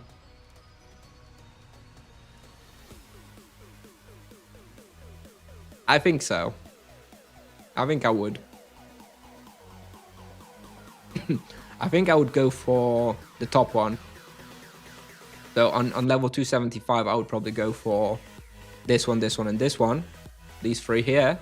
And then you still got this health one right next to it, so you can just be investing in that one afterwards.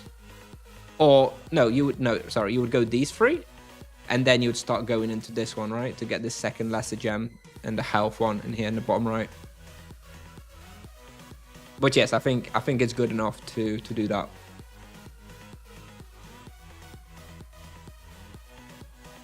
All right, let's slowly start having a quick look. If anyone is streaming, any of my friends, anybody to raid, let's have a quick look. Sfar is streaming. Oh, English Friday on Sfar. I think, well, immediately I know who we're going to be raiding soon. Yeah. Very nice. Well, I know who we're going to be raiding in a minute. So if you guys have any more questions, I guess now's the time. I'm going to be raiding Spa in a minute. With regards to the plans for the future streams, I don't know. So we're not going to have another stream today, that's for sure. Then it's the weekend. I don't know what the plan is for this weekend with my wife. I don't know if I'll have the time. We'll try to do some streaming. But there's no guarantee, I'm afraid. I'm gonna have to see. Hey, Kayrisa, maybe. Is Kayrisa still streaming? What's she doing? Soon, if there's a character name. Yeah, maybe Kayrisa. Maybe Kayrisa. Hey, Kusnier, level for testing new dragons. 600? I'm probably gonna go to 600 with the Sanguine Claw. when you're releasing the summer update. We're gonna release the summer update on Tuesday with no teasers, no test server. It's just gonna drop on Tuesday unannounced. Summer update 2025, 3rd of June. No teasers. You heard it here first. How do you manage being so handsome? It's hard, you know. All the women asking for my number on the street. It's challenging sometimes. Got to swat them away. What does it feel like to have your hands and skills in Tibia?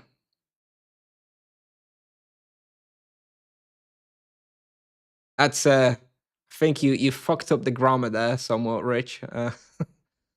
Not quite sure exactly what that means, so I'm not gonna answer it.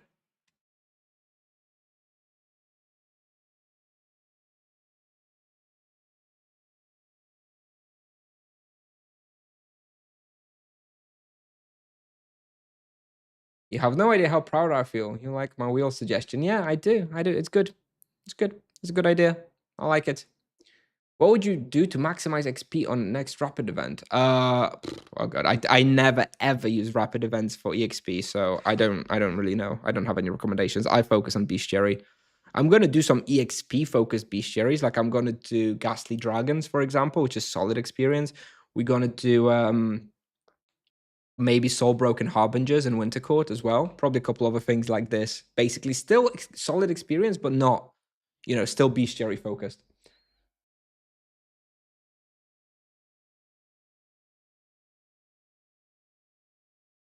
Cheers from a big fan from Brazil. Ah, thank you. Hello. Is there some kind of trick that I don't need to click with the left mouse for attacking monsters? Not really.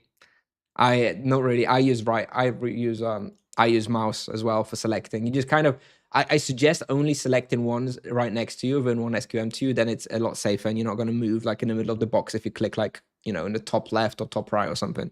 Usually try to target only monsters that are very close to you. How you met your wife? Work.